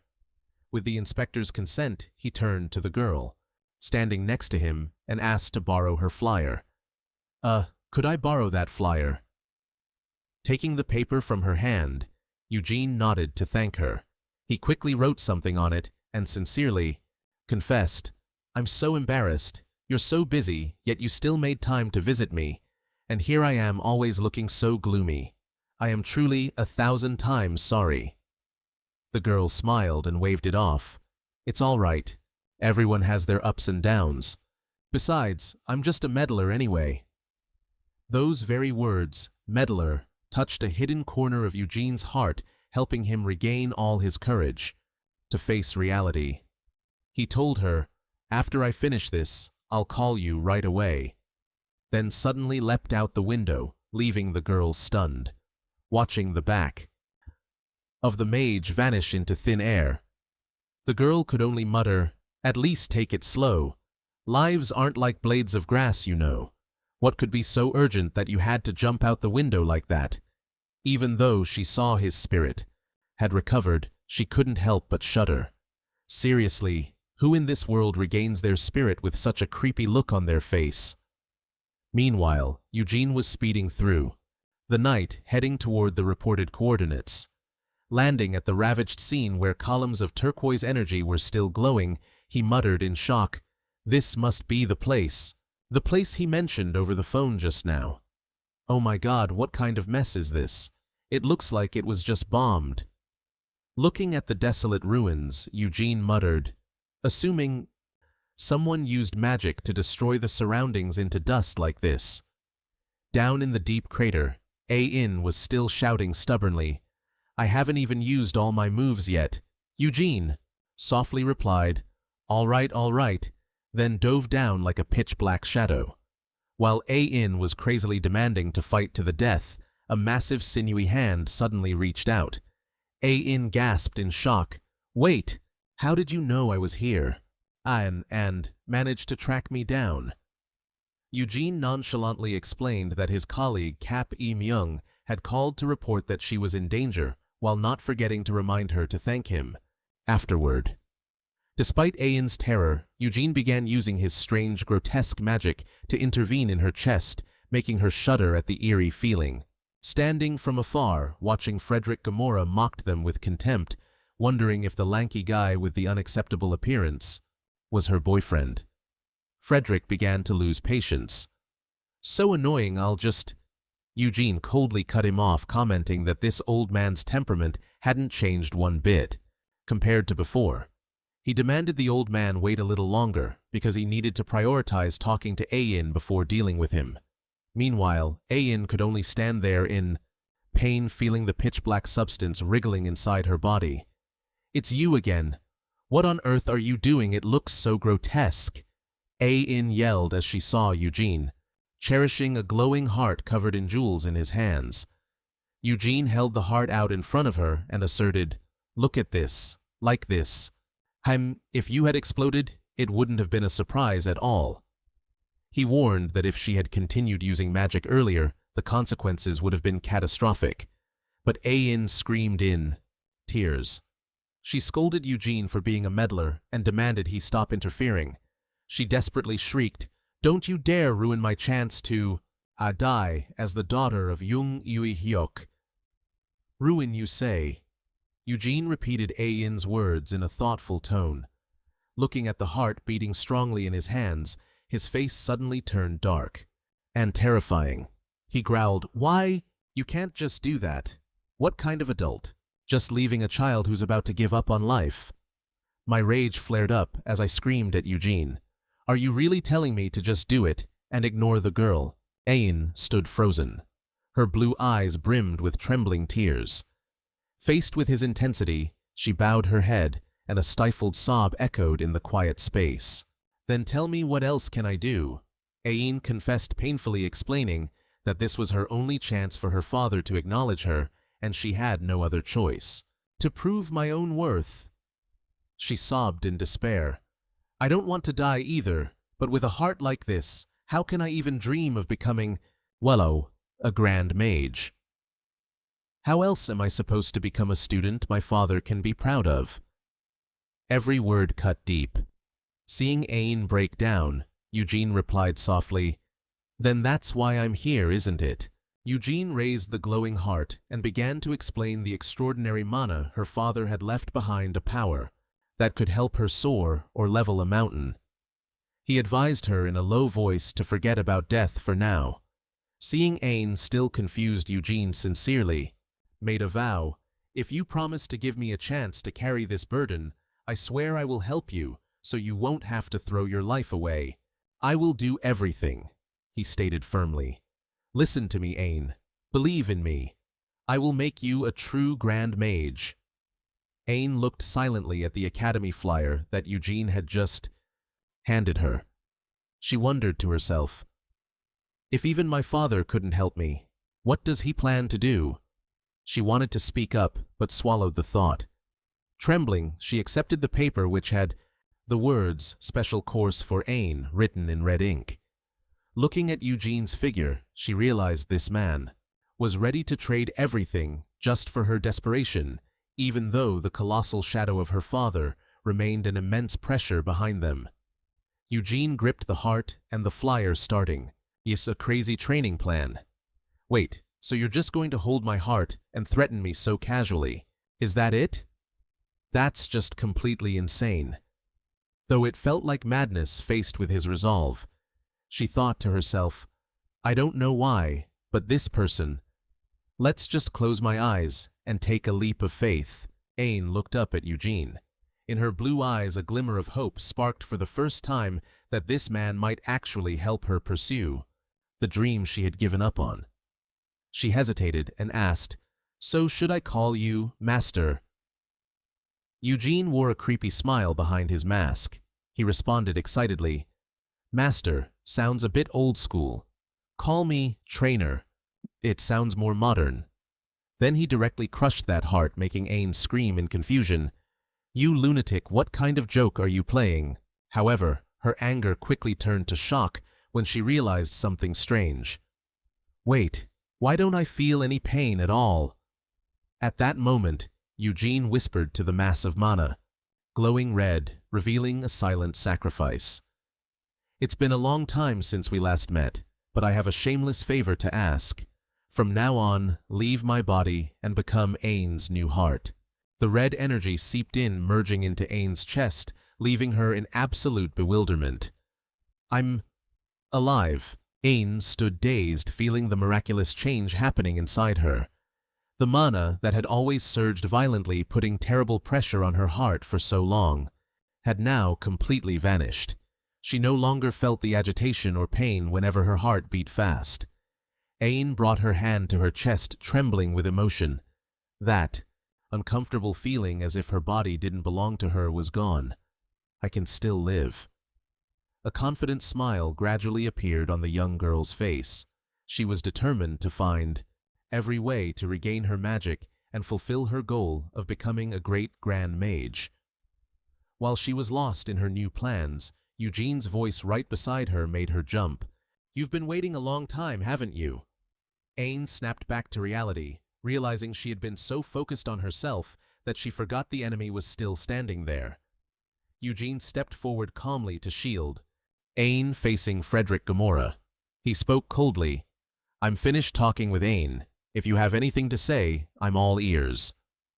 Frederick was still crouching amidst the rubble, fiddling with his phone, with a look of immense annoyance upon seeing the daughter of the Grand Mage still standing firm beside that monster. The old man stood up slowly. "This is pretty funny.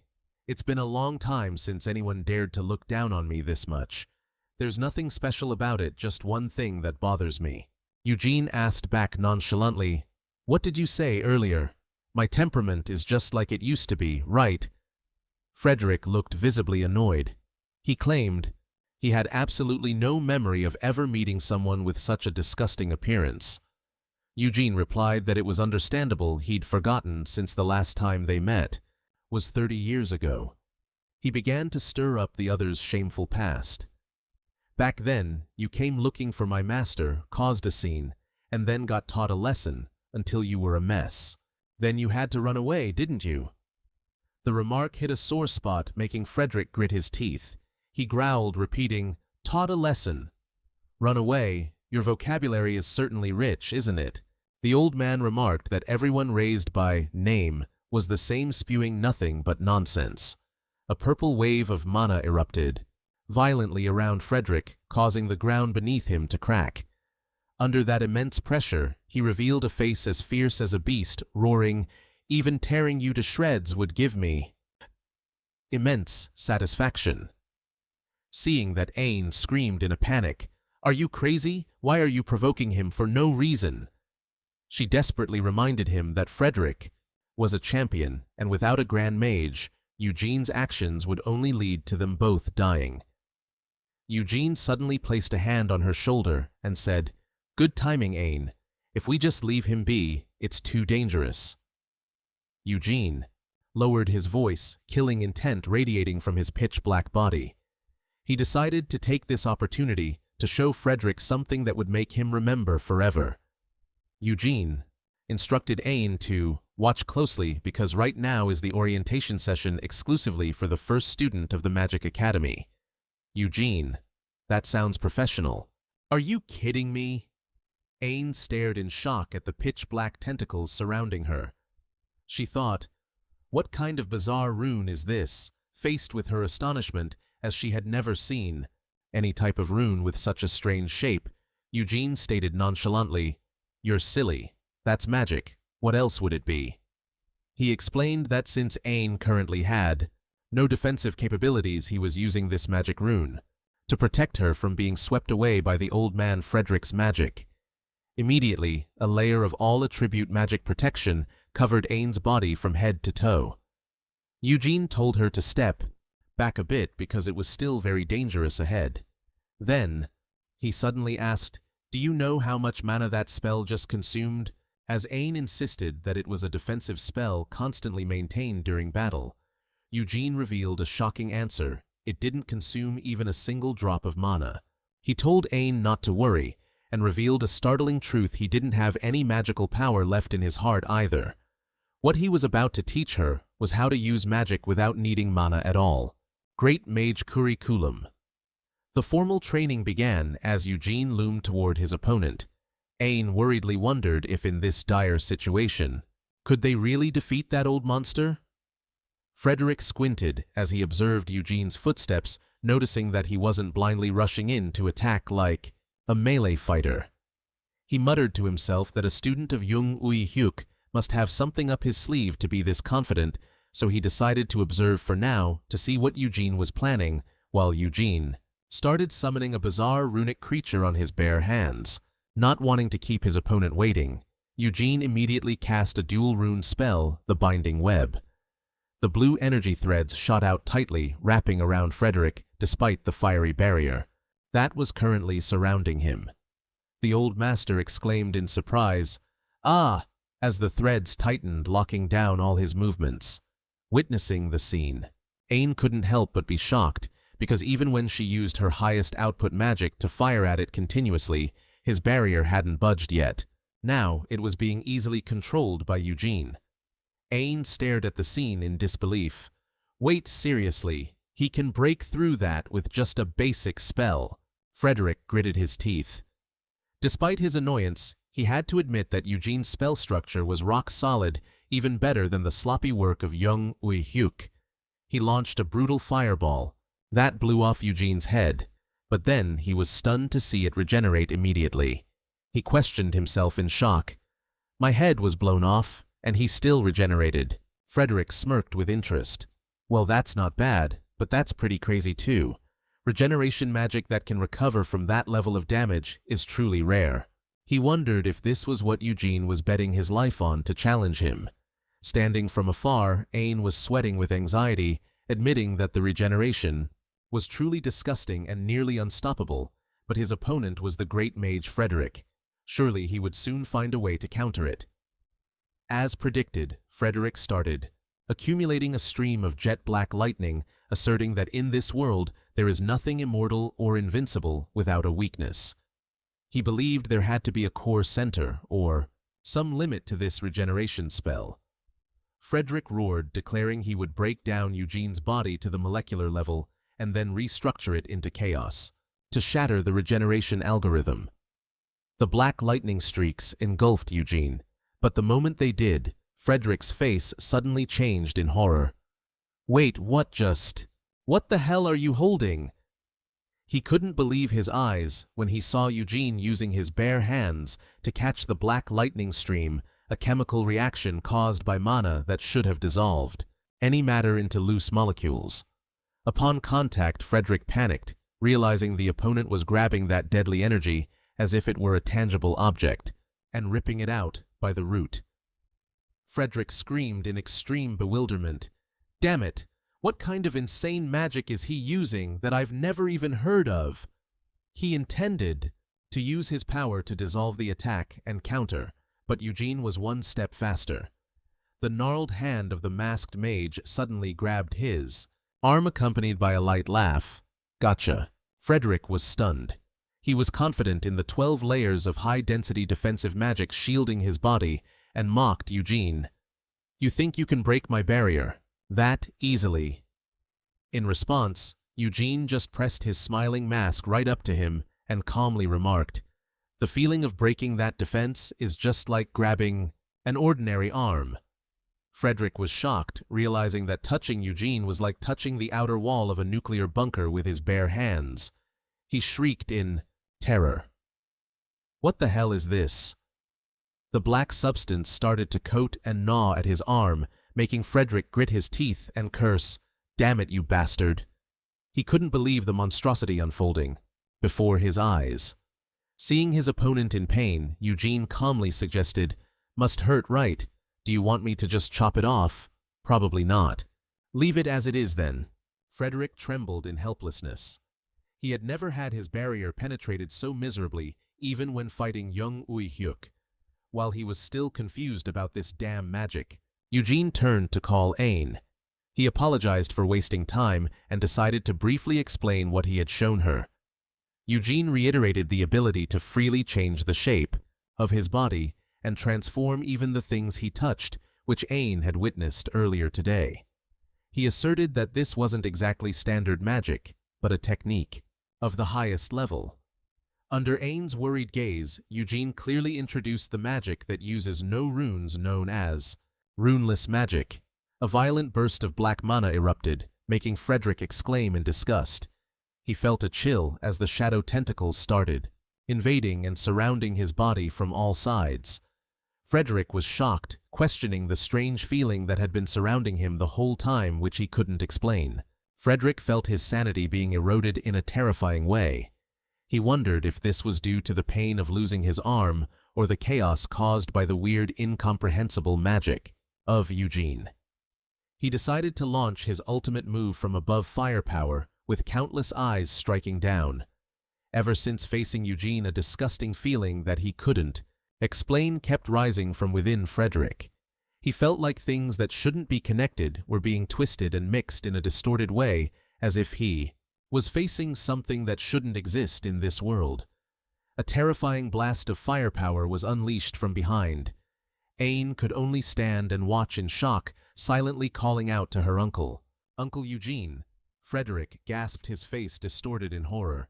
"This can't be." "How I am Frederick Gamora. It makes no sense to be defeated by a student of Jung Ui Hyuk. This cannot be happening." A giant shadowy hand, with glowing eyes, was strangling him, turning the once illustrious great mage into a pathetic wretch. Frederick was completely controlled by the tentacles that reached up like dead branches. Eugene pressed his grinning, creepy face toward him and calmly said, "Hey, sorry about that. I know it looks funny, bear with me. In this state, the more magic I use, the more my brain itches and gets uncomfortable, but I just can't hold it back." Witnessing that scene, Ain was still stunned, wondering if that was it. Even though Eugene had shown overwhelming power, she couldn't help but worry about what would come next. It happened as they watched the figures of the two standing amidst the fiery ruins. Honestly, Eugene stood there like a ghost, his sinewy hands gripping tight around Frederick's glowing heart. Ain stood from afar, unable to believe her eyes as she witnessed her uncle Eugene actually defeating the legendary monster, even though Frederick was in a pathetic state. Frederick still tried to keep his arrogant air, having seen his own heart up close for the first time. He looked at Eugene defiantly. "If I say it was just an opening, would you believe me?" Eugene coolly mocked him back. "Oh, so you left an opening. I'm not an expert in combat magic, so I don't know, but if you say so, I believe you." Frederick smirked, recognizing that twisted personality. It was exactly like his master Jong Ui Hyuk. There was no mistaking it. Yet deep inside, Eugene still held clear memories of this old man's cruelty back in the day. He still clearly remembered. Just one move from him caused the whole city to collapse, burying countless lives in the fiery rubble and heart-wrenching screams. "You are someone who should never be allowed to use magic," Eugene declared through gritted teeth, swearing to end the title of Archmage Frederick right there. Frederick laughed, admitting he had lost this time and allowing Eugene the right to be arrogant like a winner. But the moment Eugene intended to strike, Frederick secretly performed a crazy act, pumping the entire massive amount of mana from his heart directly into his bloodstream all at once. A blinding flash erupted. Frederick shouted a woman's name. Sorry, beneath him. Green magic appeared. His body began to disintegrate in a bizarre way, but faced with his terrifying regeneration power, it healed quickly. The woman named Sari also appeared. Her gaze perplexed. Who on earth was this opponent that had reduced him to this state? Sari, looking at the state of Frederick, who had lost both an arm and his heart, she couldn't help but mock his pathetic condition. Frederick was shocked, admitting that the monster Eugene just now was completely different from the Jong Ui Hyuk he used to know. Even though his body was heavily destroyed, he refused to go home immediately because, thanks to the battle, he had realized a few interesting things. To retaliate naturally, Frederick had to pull off a painful move. He began preparing rare ingredients, like dust forged in the breath of a fire dragon fabric sewn with the fibers of dark spirits and crystals from the snowy mountains. Frederick focused all his remaining strength to cast a form of makeshift magic onto an object with a bizarre shape right in front of his face amidst the ruins of the Void Arena. Eugene could only stand still, watching the direction where his enemy had just vanished. From within the shadows, Frederick's voice still echoed, full of obsession. I rarely say this, but thank you. This was a harvest well beyond expectations. The old monster didn't show any bitterness after his defeat. On the contrary, he was full of excitement. I had so much fun. Next time, I'll set up a grander, more attractive stage. I'll come back and stir up another fight that's worth it. The laughter, ha ha ha ha. The mad laughter of the old man faded into the air, leaving Eugene with sweat pouring down beneath his mask and a vague anxiety about what was to come. Behind him, Ain was still stunned. She stammered, asking, "Wait, what is that it? That coward ran away again." The girl clutched her face, unable to believe the truth that had just unfolded before her eyes. Oh my God, Frederick, I can't believe it. Uncle Yu defeated the strongest archmage, to Ain defeating. A legend like Frederick without borrowing the power of any other archmage was completely impossible. But Eugene just nonchalantly replied, "Just luck, who knows? He just left an opening." He inwardly breathed a sigh of relief because the battle had ended just before his time limit ran out. Ain heard that and became even more excited. An opening. Is that the reason? Do you think that grumpy old man would easily admit defeat? Uncle Eugene, you won. The girl's curiosity surged. Ain approached and asked, I know you are very powerful, but what exactly is no-form magic? Eugene didn't answer directly to that question. He placed his hand on her shoulder and called her name Ain in a voice full of authority, but also extremely warm. He affirmed what his teacher could do, and that it went even further. Teacher, will ensure you can do it too. As a student of the greatest archmage, I will make you the second greatest archmage. He looked straight into her eyes and made a sincere request. Until then, promise me you won't get into trouble like you did today anymore, and must value your own life. Okay? Looking at the large hand placed on her shoulder, Ain suddenly felt a stinging sensation in her nose. The image of her gentle uncle from over a dozen years ago appeared clearly in her mind. This person hadn't changed one bit. Compared to the past, the girl bloomed a radiant smile and loudly replied, Yes, Master Eugene, I promise. That night, at a quiet villa, urgent reports were continuously sent back. News of Frederick's appearance and traces of a large-scale magic battle in the suburbs of Seoul had shocked the authorities. Fortunately, the report confirmed that no civilian casualties were recorded.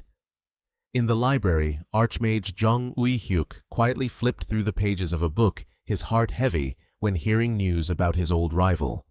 He sighed to himself. Ain, perhaps? She still goes even though she knows.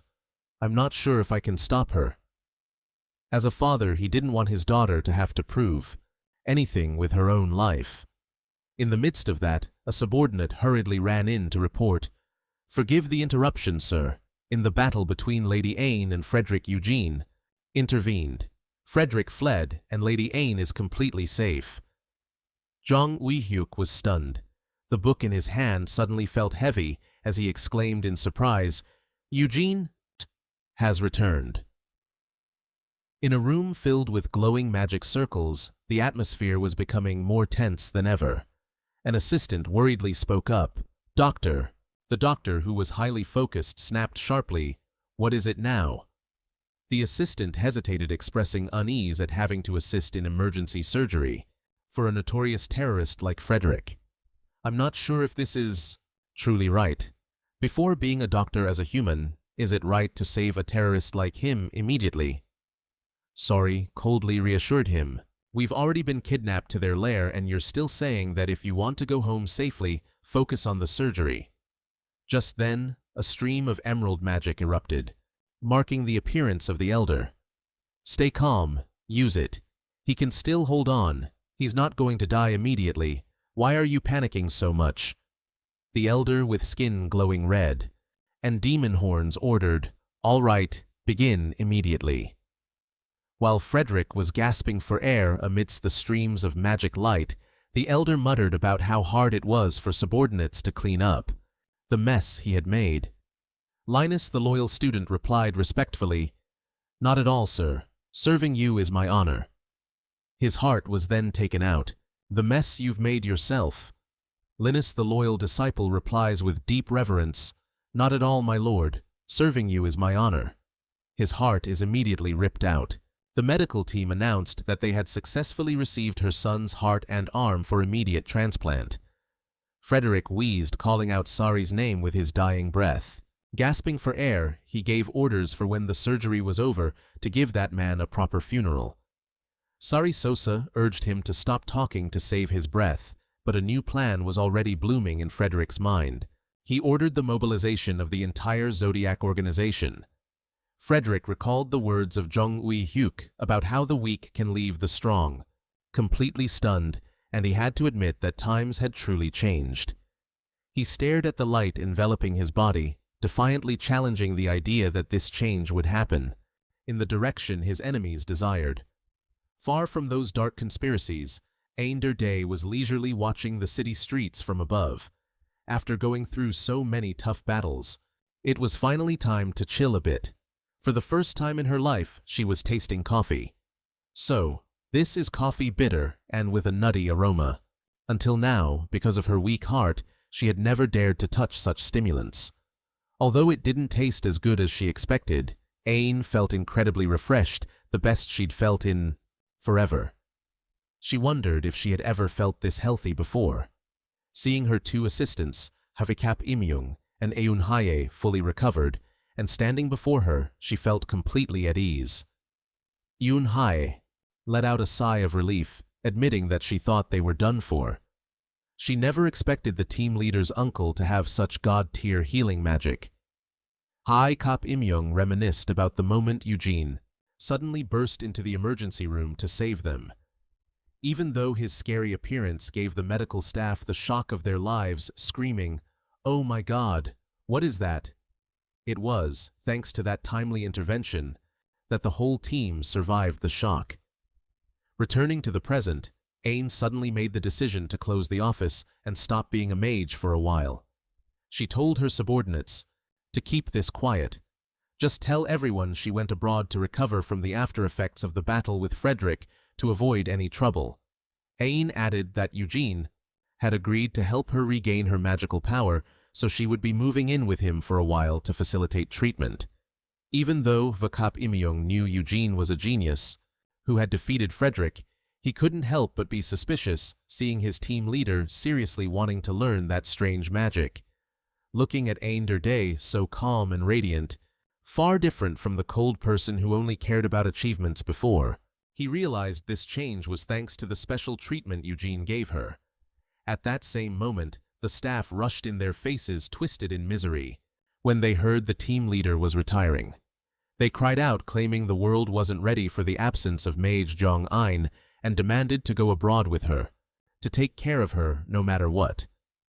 Yoon Hai had to struggle to hold back the accountant, who was screaming to go along, insisting that the team leader's recovery was already in the hands of the great mages. Excellent disciple. In the midst of the chaos, Tai Jin stepped forward to hand Ain her magical hat, which had just been fixed.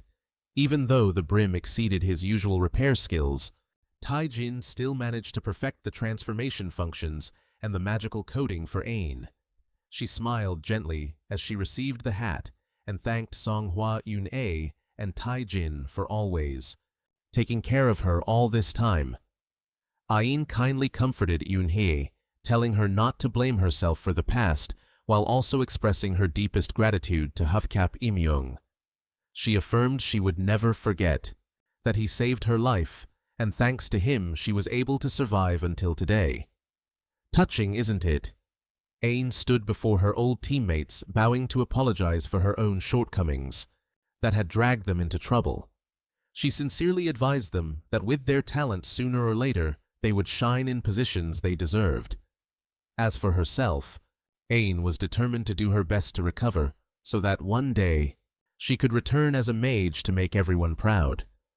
Walking through the bustling streets, she felt a strange sense of excitement, even though everything ahead was still blurry, but Ain believed that everything would be okay. She no longer had to torment herself trying to end her own life. In her mind, the image of Eugene fighting with all his might appeared, to prove himself along with his promise to train her into someone not inferior to, or perhaps even far better than himself. To Ain, Eugene was the most excellent disciple of her father, the one who had stepped up to guarantee her a completely new future.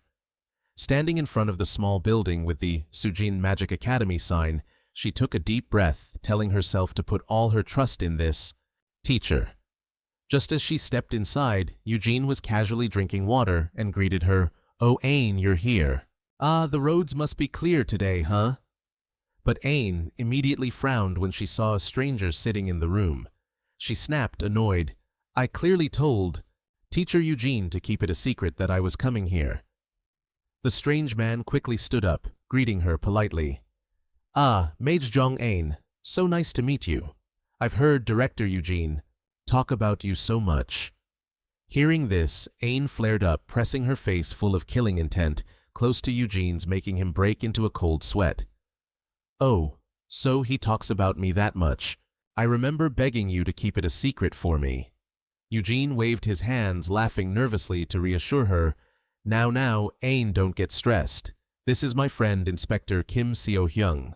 Hearing the word friend, Ain was taken aback. Eugene insisted that Inspector Kim was someone extremely trustworthy, so there was nothing to worry about. Seeing the atmosphere becoming private, Inspector Kim proactively asked to leave first, since he was just stopping by during his lunch break. He didn't forget to tell Ain to rest easy, as he wouldn't say a word about her heart condition. Just as Eugene prepared to see his friend out, Ain quickly stopped him, telling the two to keep talking and not to worry about her. Eugene still insisted on seeing his friend out for a bit, but was immediately grabbed by the collar by Ain, who hissed, "Teacher Eugene, what do you plan to do about that big mouth of yours?" She reminded him that she had deliberately spread false news about going abroad for recovery, to distract public opinion. Ain warned that if the villains knew the Great Mage's daughter was hiding in Seoul, in a state where she could not use magic, they would surely be thrilled and come to cause trouble. Eugene could only awkwardly justify it by saying Inspector Kim was his very trustworthy friend. On the other side of the door, Inspector Kim secretly marveled upon realizing this was the niece Eugene often mentioned. He told himself that perhaps because she grew up with that scary face of Eugene's, she had a personality as tough as this. But he was also glad that at least Eugene had one close friend. Just as he was about to step outside, Inspector Kim suddenly stopped in surprise. The atmosphere was tense when Eugene suddenly froze, noticing a stranger had just entered. "Oh, we have a guest." He sighed softly, while Ain shrank away to hide behind Teacher Sujin. Eugene muttered sarcastically about the sudden crowdedness of the academy, even joking about throwing a welcome party for Jong Ain. Inspector Kim Seung-hee quickly asked to leave to give them space for privacy. Ain, seeing the situation wasn't good, quickly pulled her hat down low, preparing to slip away. "Oh, forget it, this thing. Things are getting a bit tense, so if you don't mind, I'll step out first. I'll wait outside, just give me a shout when you're done." But just as she turned to leave, she noticed something strange about Eugene's expression. "What's wrong? Why do you look so scowling?" The Archmage's gaze suddenly darkened, heavy with pressure, as he looked toward the door. A strange voice echoed, "Hiding such a pretty face under a hood. What a waste, don't you think?" Immediately, a mysterious hand reached out and snatched the hood right off Ain's head, leaving her stunned. A flash of anger erupted. She gritted her teeth and roared, "Let go! Do you even know who you're touching? Do you have any idea who I am?" Yet the stranger nonchalantly complimented her beauty, comparing her to a princess. Ain was struck dumb as she looked at the person. Standing before her was a tall, elegant figure who greeted her, "Long time no see.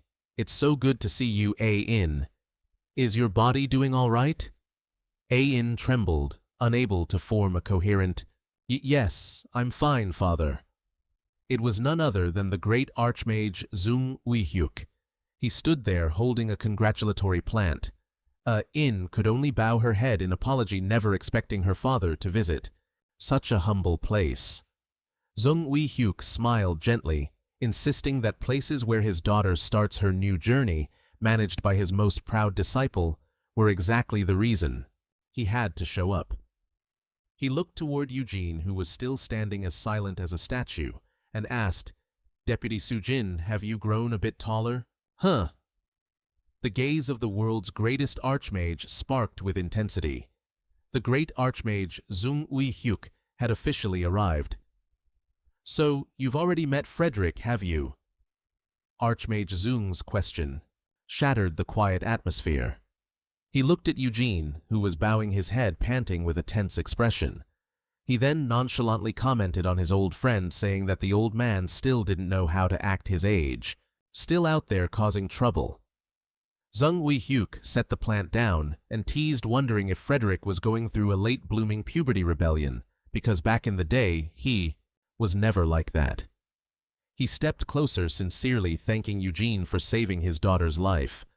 Looking at In, who stood shyly in apology, the archmage gently insisted that she had always been his pride and joy, only sometimes her impulsive actions caused a father like him to worry.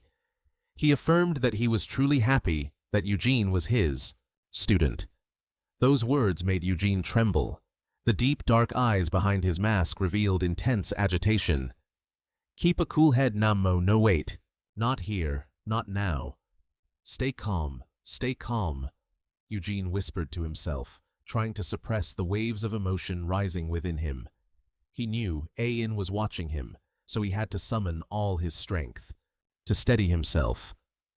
Even though sweat was pouring down his neck, Eugene reassured himself that this confrontation had to happen eventually, and he could certainly endure it. However, the horrific memories of having his heart ripped out in the past suddenly flooded back, vivid as a never-healed wound in Eugene's mind. The image of Archmage Zung Uihyuk standing in the shadows, ruthlessly clenching his glowing heart, appeared, haunting him. Facing his great yet terrifying teacher, Eugene felt a suffocating pressure enveloping the space. He looked at Eugene with sad eyes and sighed that if only they could have met again under better circumstances rather than such a cruel confrontation. Ignoring all the pain and fear, Eugene suddenly lunged forward and hugged his teacher, to the shock of In and Inspector Kim. He sobbed, choked up, "I'm sorry. I know I don't deserve to be treated like this." Eugene admitted his actions were immature, but he truly couldn't hold it back any longer. After all these years apart, he confessed through tears that he had wanted to see his teacher so much, but was always terrified that he wouldn't want to look at the disciple who betrayed him. Eugene confessed he hadn't had the courage to face him directly, only able to watch from afar in torment. While Eugene was sobbing on his shoulder, Zung Uihyuk only managed to blurt out in surprise, Wait, slow down." Zung Uihyuk hugged Eugene tight, smiling kindly like a father. "Even if you've grown taller, you are still just a kid." He gently patted his old disciple's shoulder, soothing the long-held grievances. Immediately after the atmosphere returned to normal, Inspector Kim Sung-hae awkwardly asked for permission to leave to give them some space. "Well then, if you'll excuse me." But Zung Uihyuk suddenly called out, "Inspector Kim Seung-hye." The inspector was stunned, not believing her ears. "Huh, wait, you know who I am." The Archmage smiled kindly. "Of course I know. You have always been dedicated to protecting the citizens, and you've taken such good care of my beloved disciple." Regardless, he sincerely expressed his gratitude, making Inspector Kim blush with embarrassment. "Oh, I'm so shy, I don't deserve that. Excuse me." As she stepped outside, Kim Sung-hye clutched her face, reassuring herself, feeling that the pressure from the handsome but authoritative face of Zung Uihyuk was just as terrifying as Eugene's. Inside the academy, Zung Uihyuk turned to look at his daughter with a pained gaze. In, you lost your mana." A-In bowed, her head in confirmation. He sighed. So that's why you went to see Deputy Eugene for help. If you were having such a hard time, you could have talked to me first. A-In hurriedly explained she didn't mean to lack trust in her father. Zung Wei-hyuk gently reassured her, No, you were right to trust Deputy Eugene. He is the student that father trusts the most. Even in this matter, he can help you more than I can. To prepare for the upcoming training, he decided to have a private conversation with Eugene. I will have a private talk with Deputy Eugene for a moment before I hand you over to him.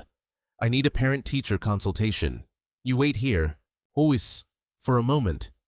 With that, a surge of fire magic surrounded A-In, transporting the two men to a separate, isolated library space. Standing amidst the giant bookshelves, Zung Wei-hyuk mused, Honestly for me, it's quite a shock too. He nonchalantly poured a drink, his voice suddenly turning chillingly cold as he recalled the crimes of the past. I ripped your heart out, tore your entire body apart, then threw you into the gaps between dimensions. Looking into Eugene's deep dark eyes, the Archmage smirked. Who would have thought you could still survive and come back? You always go beyond my expectations. He took a sip of his drink and began analyzing how Eugene had drifted in a state near death between the gaps of space where the laws of physics prevented his body from fully decomposing. However, that was not what concerned Zung Wei-hyuk the most. Actually, I'm more curious about something else. Standing in the middle of the mystical library, Zung Wei-hyuk looked into his disciple's deep shadows and asked solemnly, Eugene, do you still not hate me? Eugene was silent for a moment. Memories of the first day his teacher saved him and the years of living happily together suddenly returned like a slow-motion film, playing in his mind. Zung Wei-hyuk wasn't just a teacher, but his only reason for living. He sincerely replied, Teacher, you were the one who saved me when I was about to die. Every day, I lived by your side. My only goal in life was to live for you. How could I ever resent you? Eugene's terrifying face turned toward his teacher, affirming his absolute loyalty. If you need me right here, right now, I am ready to die for you without a moment's hesitation. Zung Wei-hyuk gave a faint smirk-like smile. He set his glass down and stood up, a look of triumph evident in his eyes. He paced back and forth for a moment, ultimately realizing it could only be you, having witnessed Yuzin's absolute devotion.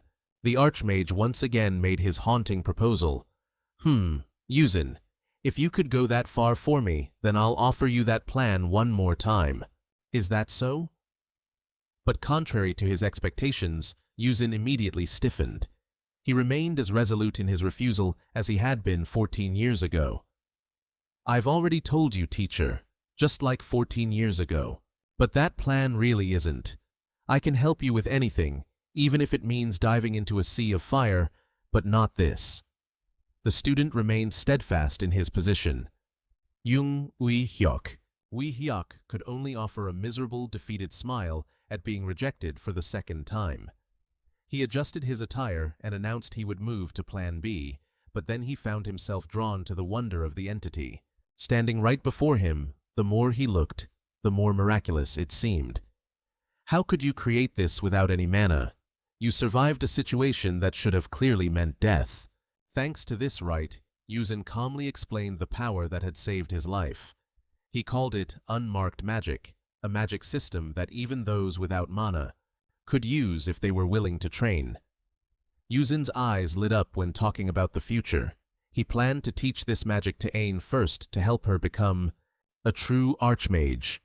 From there, he would train a new generation of mages, people who were both talented and kind, to contribute to and protect the world. Yuzin spoke passionately about his dream of creating a world filled with decent magic where hope for the future was always present. He looked his teacher straight in the eye and clearly declared, "That is my dream. When this dream comes true, you won't need to carry out that other plan anymore." "What kind of vague, flimsy dream is that?" Young Wei-hyuk muttered with a smirk. Even so, he admitted that he liked it, because it was so much like Yuzin's nature. The Archmage realized that no matter what was said, this student of his was firmly against his plan. As he put his black gloves back on, he clearly declared, "All right, Yuzin, I'll leave Ain to you." Jung Uihyok asked Yuzin to teach her well, to help her become a true Archmage. He affirmed that as long as Yuzin didn't get in his way, he would support his dream, though he couldn't hide his regret inside. "What a shame. You once gave me so much hope only to disappoint me like this."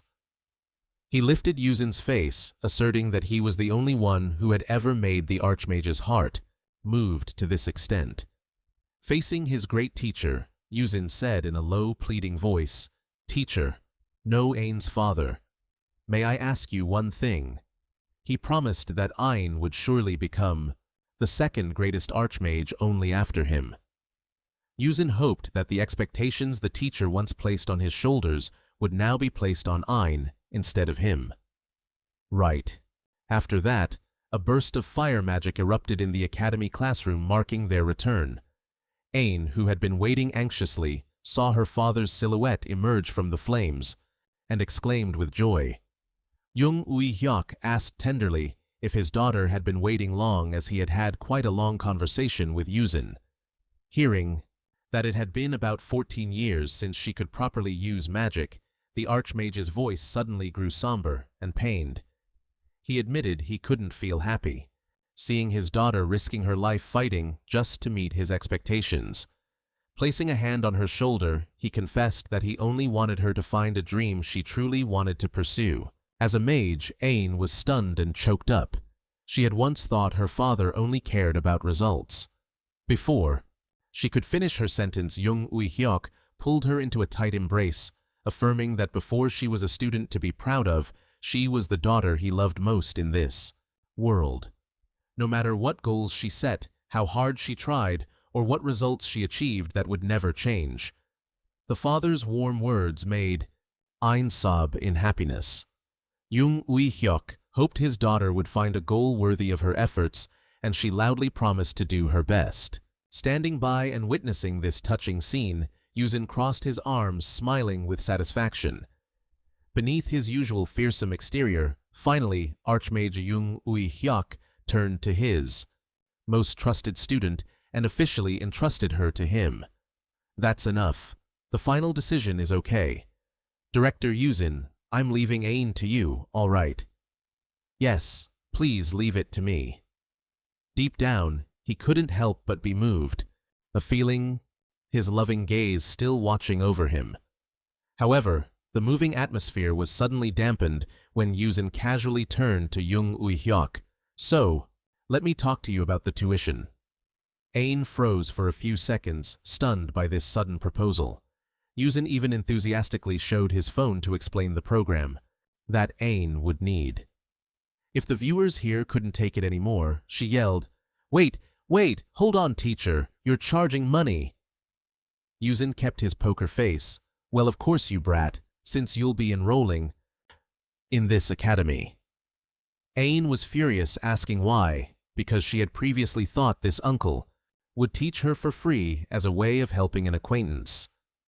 Yuzin calmly explained that he had prepared a special personalized curriculum just for her, and it wouldn't be fair to the other students if he didn't charge a fee. Ain could only scratch her head in frustration at the overly practical behavior of this new mentor.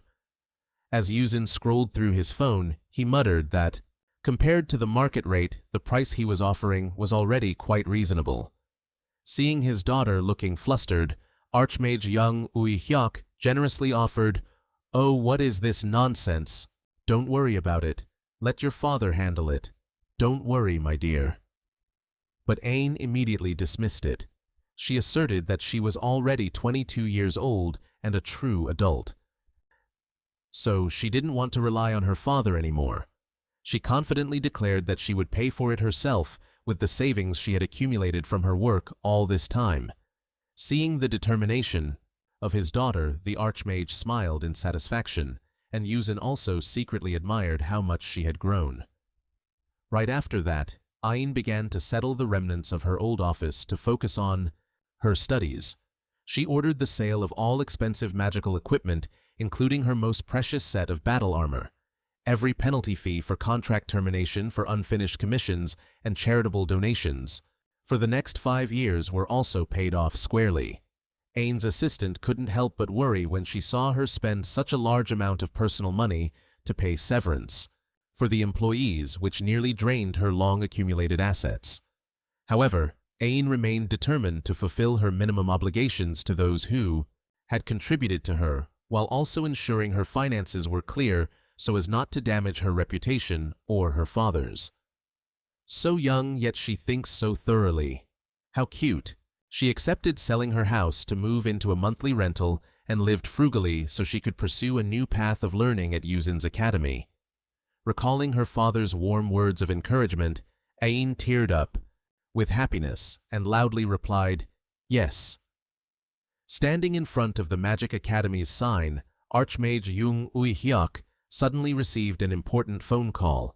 His expression became stern as he listened to the report from the other end. All right, so it's the Zodiac. Got it, I understand now. I should head over there to check it out myself. Sounds like some kind of mysterious organization. It had just surfaced, making even the greatest Archmage unable to sit still. He hurriedly opened the car door, not forgetting to turn back, and apologized to the 2 children. "Sorry kids, let's have lunch another time. Something urgent has come up. I have to leave right now." Yujin waved goodbye with a hint of regret. "It's all right, I promise we'll find a great place to treat everyone next time." Ian also obediently reminded her father, "Dad, don't worry, it's okay." "Not at all. Drive safely, Dad." Before driving off, Jung Ui-hyuk still kindly reminded them, "Remember to get along and take care of your health. If you need anything, just call Yujin Ian." See you later, see you later." Just as the farewell ended, the Archmage's car vanished instantly after a flash of brilliant golden smoke from a teleportation spell. Witnessing that scene, the young Yujin could only throw his hands up and mutter, "I mean, teleportation is supposed to be fast, so why go through the trouble of bringing a car along? My dad is so weird." Meanwhile, Ian looked a bit sad, bowing her head and whispering, "If only Dad had called my name first." Noticing his student's mood, Yujin excitedly suggested, "How about we go grab lunch ourselves?" "Let's go. Does Ian still like tteokbokki?" Hearing about the affordable dish, Ian immediately agreed. "That sounds perfect. I've had some unexpected expenses lately, so I haven't dared to eat anything expensive." Yujin laughed and patted his chest to reassure her, "Don't worry about the money, I've got this lunch covered." The teacher and student stopped at a humble roadside eatery. Looking at Ian, who was busy eating, Yujin got straight to the point. "So you've chosen the brutal combat magic major, haven't you? Eat first, we'll talk once you're done." Ian grumbled while chewing for being called by her real name in public, but she explained seriously, "Yes, I'm studying combat magic. It's not like I enjoy fighting, but the most effective way to improve magical skills is to go through battles that force you to use and judge magic to its limit.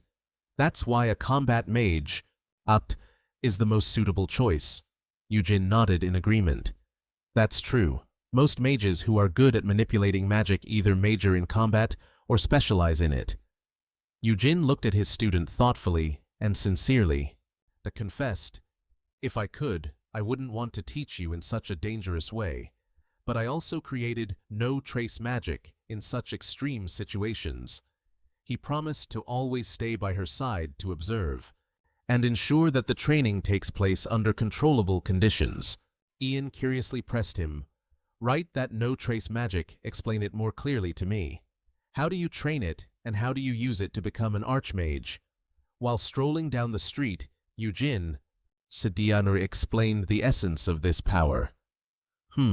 No trace magic is about connecting your consciousness to all matter and phenomena you perceive and touch, transforming and restructuring them at will.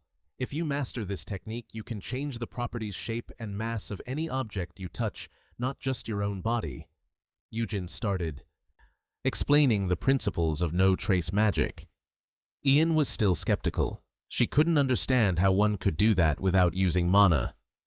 Yujin asserted, To reach a level of perception beyond the ordinary, you must have a foundational energy first, and that energy is scientific knowledge about the structure and nature of all things in the world. He slammed a stack of thick books down, much to the surprise of his little student. Here, read these. To show some skill, first start by memorizing all the knowledge in this pile of books, Eugen commanded nonchalantly. Looking at titles like molecular structure, thermodynamics, or anatomy and physiology, Ian felt discouraged and just wanted to get up and go home to sleep. This was extremely difficult specialized knowledge that even doctors or scientists would struggle with. Some books were even written in other languages, Eugen asked with a straight face. 2 weeks should be plenty for you, right? Ian shrieked in horror. 2 weeks, 14 days. He reassured her that he didn't want her to rush from the very first step, but a foundation of knowledge was mandatory. Eugen fondly remembered when he was 6 years old, and how hard he had studied this very stack of materials. Ian looked at her teacher with a gaze full of dread. She realized this was the difference between herself and the disciple her father was always most proud of. Eugen humbly admitted that it took him nearly a month to memorize it all, but since Ian was the daughter of the great archmage, 2 weeks should definitely be more than enough. Having her pride stung, Ian immediately braced herself and declared, "That's right. It's absolutely perfect, teacher. I am the bloodline of the great genius Zhang Uihyuk. After all, this simple studying in just 2 weeks, I feel..."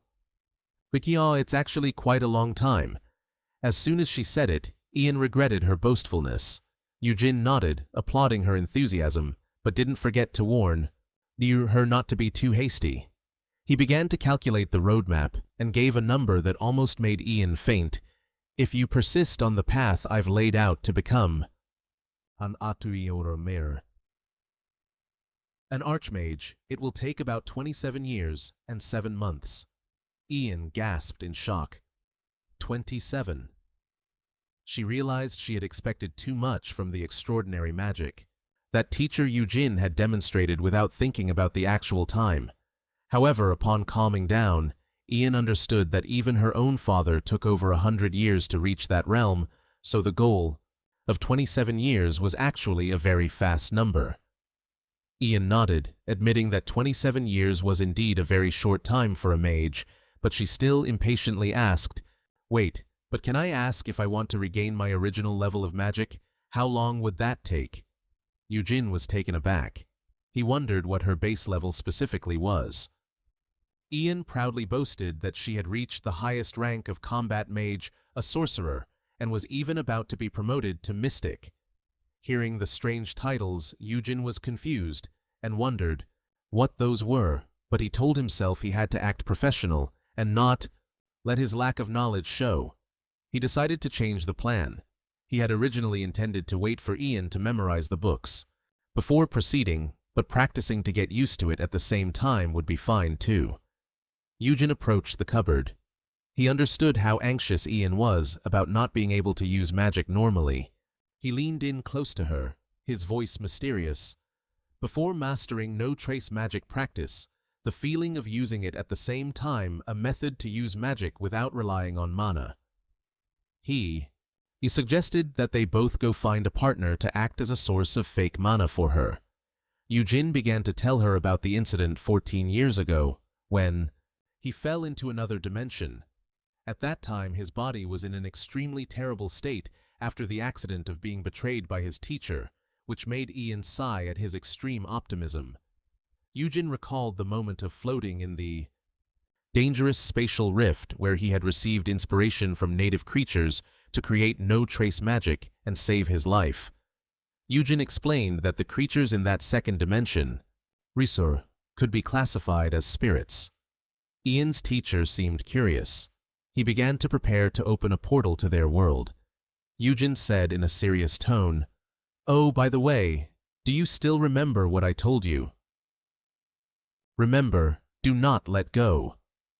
Aaron adjusted her jacket firmly, repeating the oath to herself. She wouldn't let go of the vine, she wouldn't fall asleep, and she would keep moving forward.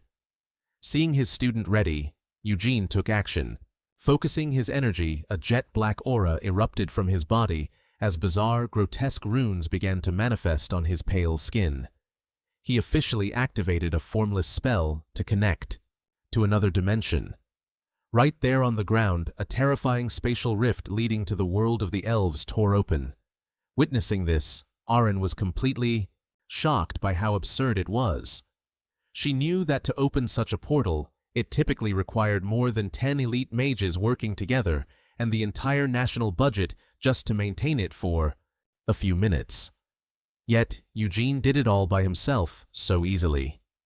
It made her feel like her goal of becoming an archmage was growing more distant. Seeing others find it so easy when I struggle, it's enough to make a person feel discouraged and insecure, she thought. Eugene handed her a green vine and instructed, "Hold this tight, stay calm, go there, and come back. It'll be fine." Aren gripped the vine, telling herself that to succeed, she had to be more skilled at magic than this monster of a man. "Are you serious? You're telling me that all I have to do is go in there and say your name and they'll help me?" Aren hesitated, clutching the vine, her eyes still filled with suspicion. Eugene nodded in affirmation, reassuring her that he and the elves over there were extremely close. Even the jacket he was wearing was a gift from them. Although she was worried and felt guilty about leaving Eugene alone, he explained that he had to stay behind to keep the spatial portal open. Trusting her teacher's word, Aren took a deep breath to steady herself, then decisively stepped into the pitch-black vortex, vanishing into the other dimension, right before his eyes. Watching his student's silhouette fade away, Eugene silently marveled at how this girl seemed to know no fear. However, he was unaware that from the terrace of the building opposite them, a group of people was silently observing his every move. Dean Choi Aesop stood there with a calculating look on his face. He believed that even Jong Ah-in had been defeated by the monster Eugene to the point where she had to dissolve her company and flee abroad. He scoffed at the rumors of Frederick fighting and running away, thinking those were just ridiculous lies. With extreme arrogance, Choi Aesop insisted that no matter how good Eugene was, he couldn't possibly survive against a top-tier mage like himself. His goal was not just to capture Eugene to avenge the humiliation from the other day, but also to erase his own long-standing sense of inferiority. When a subordinate hesitantly asked if they were attacking an innocent person, the dean immediately glared at him with fury. He shouted that Eugene didn't just have an ugly exterior, but was also a horrific threat to the entire world. In Choi Aesop's eyes, the magic Eugene used was so disgusting it couldn't even be called magic. It was an entity that shouldn't exist, and he felt compelled to destroy it to prevent future disasters. He insisted that he was acting entirely for the safety of innocent people, the kind of self-righteousness these villains always have, thinking they are doing what's best for everyone, right? Despite their outward determination, the dean's subordinates couldn't help but tremble, knowing Eugene had defeated even Jong Ah-in. Choi Aesop scolded them for their cowardice, believing they lost to Ah-in only because they were impulsive and unprepared. He believed that with the right information and preparation, even when facing someone superior, there would still be a chance to win.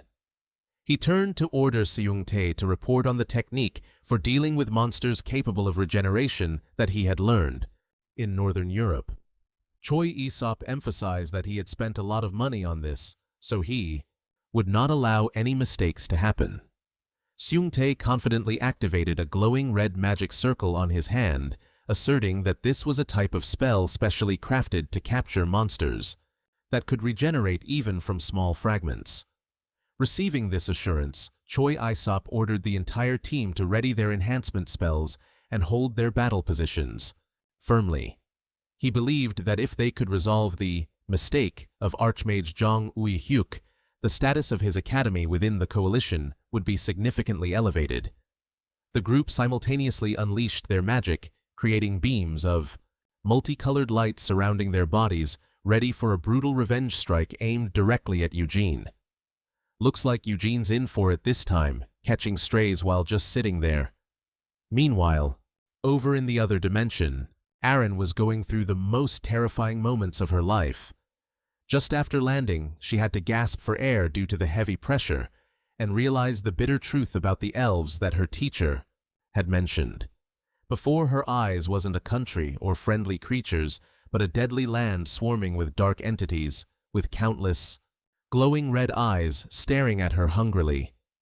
Aaron trembled, gripping the vine tightly, realizing with horror that Eugene had dropped her into a place no different from hell. Aaron-style logic. Why is he so mean to me? Oh my God. Aaron told herself to stay calm amidst the dark creatures and red eyes surrounding her. Even though they filled every bit of space, she noticed she could still move and breathe without feeling too suffocated. She squeezed the vine, the only thing connecting her to the real world, and repeated her teacher's instructions like a protective charm. Definitely do not let go of the vine, don't fall asleep, and only keep walking forward. If I fall asleep, my life is toast hoo-hoo. Walking through the mass of grotesque matter, Aaron felt like she was wading through a giant slimy gelatin mold. The more she breathed, the more the nausea rose, making her head feel dizzy and exhausted. She silently blamed Eugene for not warning her about this horrible environment, where the surrounding creatures, though not attacking, kept muttering like humans, making her extremely uneasy. Aaron had to keep pushing forward to find the tribe that could speak, which her teacher had mentioned. Even though her head felt like it was going to explode from overthinking, she felt that her body was only one split second away from collapsing completely. She had to hold on with all her might, and could not give up. The situation grew worse as Aaron's brain seemed to stop functioning entirely. She drifted in the undefined space, feeling like she had been tricked by Eugene and abandoned in this hellish place. Her body felt like it was melting away. Her senses were fading, and an irresistible urge to sleep overcame her. In the thick darkness of the other dimension, the grotesque entities continued to silently surround the girl as she slowly slipped into a deep coma. Meanwhile, back at the academy, Eugene was appearing extremely excited while reviewing videos on his phone. He laughed with amusement. Haha, this is so fun. Believing these funny promotional videos would attract many viewers. Eugene thought that making others. The strange entity silently surrounds the girl as she begins to sink into a deep coma. Meanwhile, back at the academy, Eugene is feeling incredibly excited while re-watching videos on his phone. He laughs with amusement. Haha, this is so fun. He believes these hilarious promotional videos will attract a lot of viewers. Eugene thinks that making others smiling is actually the hard part. As he was about to discuss current trends among the youth, a magical blast hit his face so close to ruining his appearance. He realized who it was. He found himself in a when it rains it pours situation, struggling to keep the connection for Ain while facing a surprise ambush. He wondered to himself who dared to sneak attack him. And so, emerging from the thick smoke and dust, director Choi E-suk appeared with a triumphant smirk.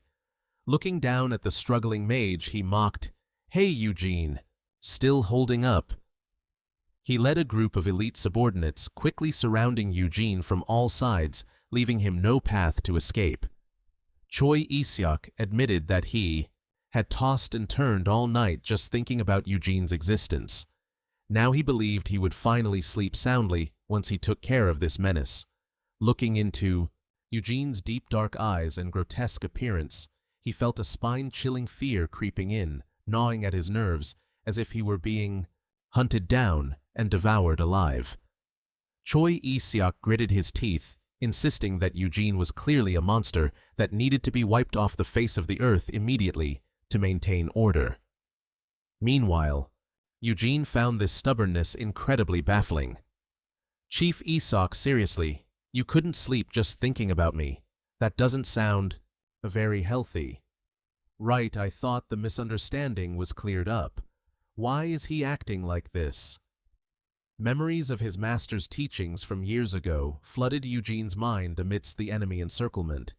When he was just a boy, engrossed in reading the Book of Forbidden Spells, he had asked the Archmage Zung Ui Hyuk about the hassle of magical approval procedures. His master patiently explained that spells with major impacts like teleportation or summoning, if not strictly controlled by the Mage Association, would be extremely dangerous. He warned that if such power fell into the wrong hands without oversight, the consequences would be limitless and absolutely catastrophic.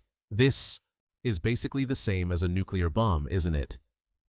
Zhong Ui-hyuk wanted Eugene to gain the power and recognition necessary to use magic legitimately because he feared there would come a time when he would no longer be by his side, to vouch for and protect him. Let's build your reputation and influence so that others can always feel secure and trust you. His master's words still echoed, in stark contrast to the current reality of being chased and treated like a monster. Eugene realized with a shock that the people before him were blatantly using magic to hunt him down without even asking for the association's permission, a serious violation of the law. He coldly asked, "Chief, are you really hunting me?" Choi Isok didn't bother hiding his intent. He declared he was ready to accept punishment for his reckless actions later, but for now he would not stop casting his spell until he had taken him down. Immediately, the subordinates activated a dual-layer magic combination, creating intense intertwining streams of energy, pouring all their power into attacking the besieged mage. Good grief. Nativihyo. It seems he's truly furious. Eugene panicked witnessing Choi Isok's extreme aggression. It seemed like he was playing for keeps, no more joking around. As someone who always obeyed the law, absolutely he couldn't think of anything else to do but try to reason with them. "Chief, please calm down for a second and let me explain." But in response to his goodwill, only continuous fire spells rained down. Eugene realized mages these days were far too aggressive. Even though they knew he was fine, they didn't stop attacking. He intended to regenerate his body first before talking, but suddenly froze in surprise. Eugene's burning arm showed no signs of healing, as it usually would. Choi Isok sauntered over with a triumphant smile. "What? Stuck now or you can't keep your head clear? Can you?" He smugly revealed that this was a recovery seal, a high-level magic that his disciples had learned from Northern European monster hunters. This spell had the ability to block all regeneration of living tissue and inorganic matter, making Eugene's restoration magic completely useless. Eugene immediately realized this was a weaker version of the seal his master used to use on him. Even though the structure was simple, it was arranged incredibly cleverly. Normally, he could easily break it with soft magic techniques, but right now most of his brainpower was intensely focused on maintaining the portal for Ein. If my hands were free, I'd have sent this group to never return. The precarious situation caused Eugene to panic. If he stopped casting or couldn't use his hands, the connection to Ein in this world would be severed. If that happened, everything would become incredibly complicated and dangerous for her. Eugene pleaded, "Chief, I beg you. This isn't just about my own safety. You know." But Choi Isok had completely lost his reason. He roared, ordering his subordinates, "Attack him. It's an immortal monster. Even if you hack it into 100 pieces, don't hesitate. Crush him with everything in your arsenal." A storm of attacks rained down, leaving Eugene to scream in desperation. "Hey, everyone, wait. Just a second." Ignoring his pleas, the frenzied mages rushed in to tear at him. Eugene used all his strength to shield himself, shouting, "My head and hands, absolutely do not touch them. Please, I'm begging you, stop for 1 second. Seriously, why are these people so stubborn?" A cataclysmic explosion erupted, blowing away an entire corner of the Magic Academy. Eugene amidst the thick smoke and dust, while in the other dimension, Ain was lying motionless in the deep darkness. A deep, enchanting bass voice suddenly echoed in her ear. "Wake up!" Ain started and snapped awake. She was horrified to realize she was facing a gigantic entity with glowing red eyes staring at her threateningly. She didn't know how long she had been lying there. Ain woke up in the dark dimension, the deep voice of the giant entity in her ears. "Finally, you're awake. I had to intervene in your brain, Nia, to accelerate the forced adaptation process. Ain was terrified, realizing she had nearly lost the only thread of connection to return to the real world. The entity called her a lost child, full of openings. But Ain quickly regained her composure. She realized these were the intelligent creatures the teacher had mentioned. She hurriedly explained, "Thank you, I didn't end up here by mistake. It was thanks to Eugene's help that I could cross into this world." She hoped to receive support from her teacher's friends, but as soon as the name Eugene was spoken, the atmosphere suddenly turned heavy. The red eyes of the entity started. The entity's head swirled deep toward the little girl. "Eugene. You just said, Eugene. Is it that, Eugene?" They roared with excitement as they recognized Eugene's scent on her, but their reaction suddenly shifted, becoming strange and menacing. The mad entities shrieked Eugene's name in pure rage, barking orders, "Seize her! Catch her at once!" Ain was dragged into a giant maw, feeling utterly helpless. Why do they get so furious whenever Eugene is mentioned, amidst the slimy tentacles? Ain was confused, not knowing how to interpret this reaction. The entities sneered when she mentioned the word friends. "Friends, Eugene and us. You are dead wrong," they scoffed. They insisted that if she had ever had contact with him, there was no way she wouldn't know the truth about that man. An entity loomed over her, demanding she listen closely. Since she had managed to step foot all the way into this place, they demanded she show proper reverence and offer a greeting right here in this sacred ground. Just as she was reeling, unable to tell friend from foe in that endless void, a massive entity appeared, its presence so overwhelming that Ain was paralyzed with terror. That figure was the queen, the mother of all of them. A giant eye looked down at tiny Ain as if to swallow her whole. Meanwhile, in the real world, Eugene was being scorched by the cruel fire magic of the mages under Choi E-Seop. The subordinate gloated, knowing the anti-regeneration magic was working effectively, leaving Eugene's body as nothing more than a charred, smoking, burning husk, literally a living torch. But everyone, he was still okay. Choi E-Seop gritted his teeth, not knowing how to deal with this unexplainable monster. Even though Eugene had managed to protect his head and arms, maintaining the portal in this devastated state had pushed past his limits. He could only whisper in exhaustion, "Sorry, Ain. Why are you still hesitating, just standing there taking the hits? Don't let that terror control you." Dean Choi E-Seop roared in fury, swinging his staff and urging his trembling subordinates on. Looking at the charred, stubborn corpse of Eugene still shielding the portal, the old man shrieked in disgust, "Are you blind? Can't you see clearly? You call that state normal? He's practically been dead for a long time." Seeing the pitch-black pool under Eugene's feet slowly shrinking, Choi E-Seop triumphed, thinking it was a sign of weakening. The old man stepped forward, preparing to land the finishing blow. Let me end this." "Hey, Eugene, can you still hear me? You're not deaf, just open your mouth." The old man stepped closer, mocking his opponent's stubbornness for being beaten black and blue, while refusing to fight back, only caring about shielding that suspicious pool.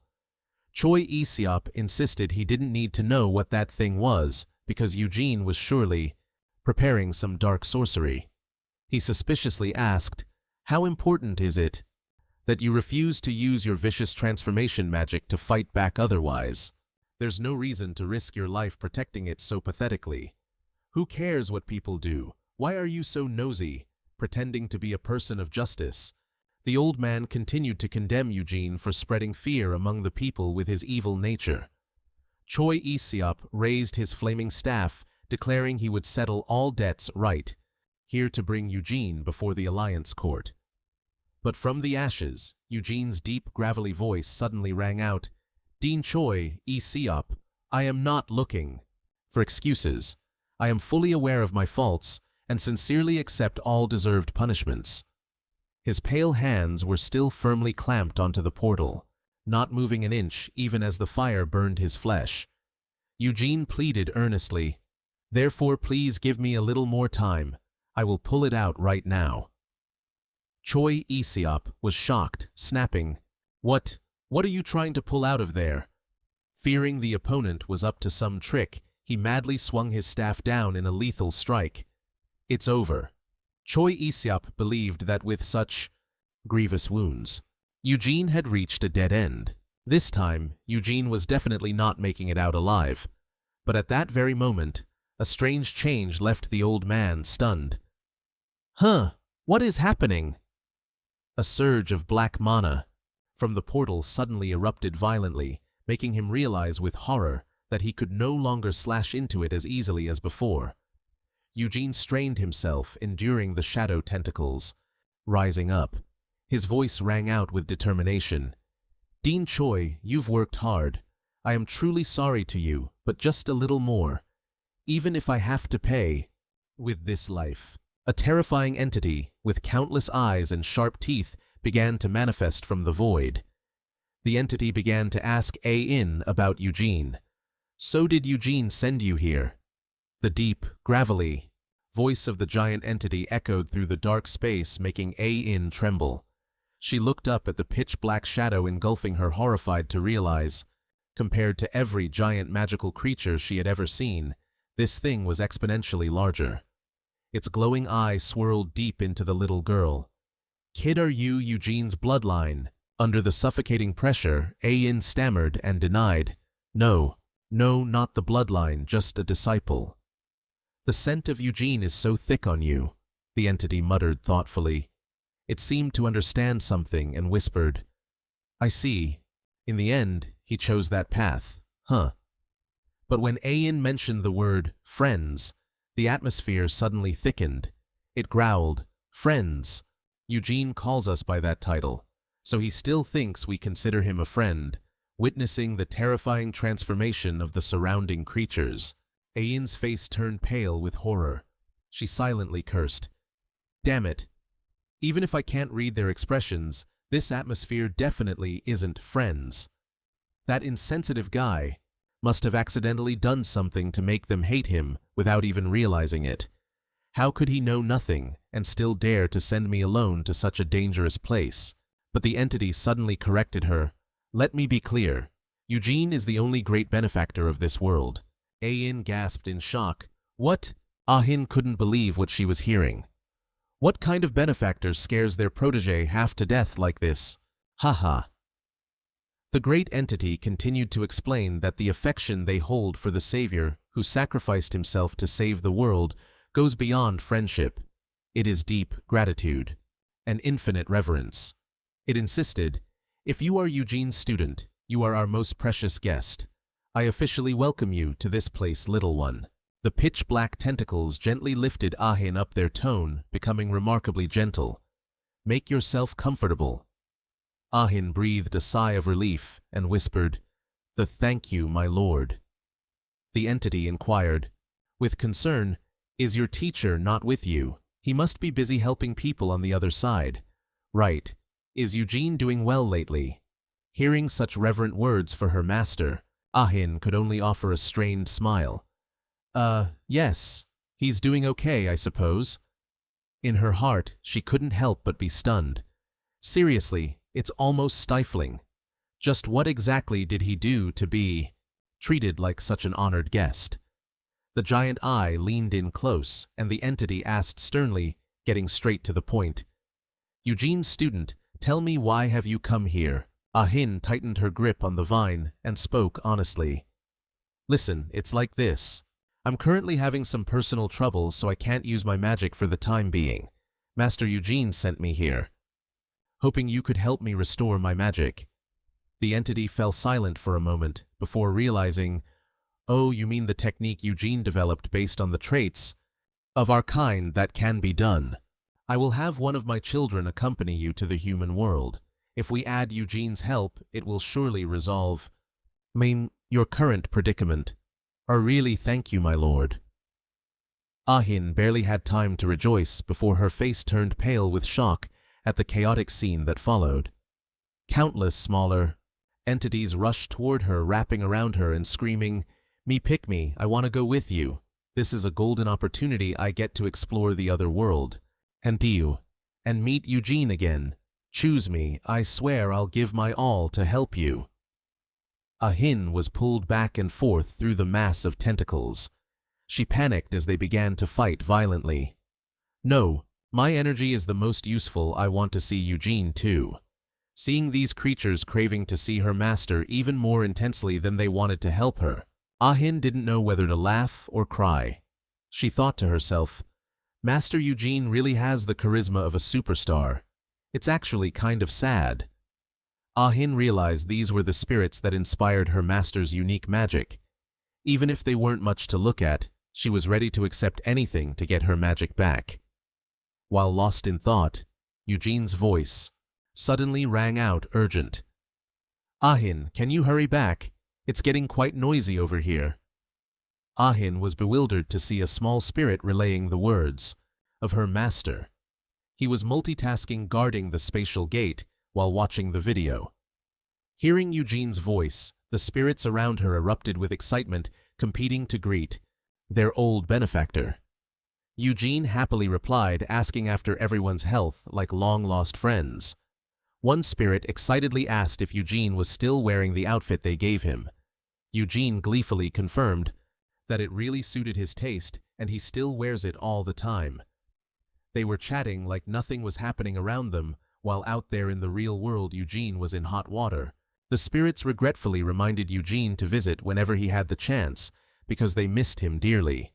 However, because the situation in the real world was urgent, Eugene had to apologize and urge Ah-hin to return immediately. The spirits were still arguing over who would go, but the great entity spoke up. No need to choose, just take this little one. Immediately, a small dark blue creature lunged forward and latched onto Ah-hin's face, catching her completely off guard. Ugh! Ah-hin only had time to gasp in horror as the creature began to seep into her body. Eugene quickly said his goodbyes and promised to see everyone again before closing the spatial gate. Watching their silhouettes vanish, the great entity grew contemplative. Although she knew this wasn't a logical choice, by human standards she respected Eugene's decision. She secretly remarked that Eugene's nature had always been this way, a person always willing to sacrifice and serve as a pillar for others, even if it was just the impulsiveness of his former student. Young Ah-hin. A shrill scream from Ah-hin echoed as she was pulled back to the real world. Another scream rang out from the enemy's side. My hand! My hand! What is happening to me? Seung Tai was horrified to find his arm being gnawed by pitch-black tentacles, completely deforming. Eugene stood there like a colossus, calmly reassuring him, "It won't hurt at all." At this moment, Choi Isak's mages were shocked to realize that Eugene had been silent and taking hits only to focus on protecting the gate for Ah-hin. The seals suppressing their regeneration had been nullified all along, and now giant shadow tentacles had emerged, grabbing all the underlings and lifting them into mid-air, rendering them completely useless. Looking at Eugene's monstrous form, Choi Isak was stunned, wondering if he was truly human at all. He gritted his teeth bitterly.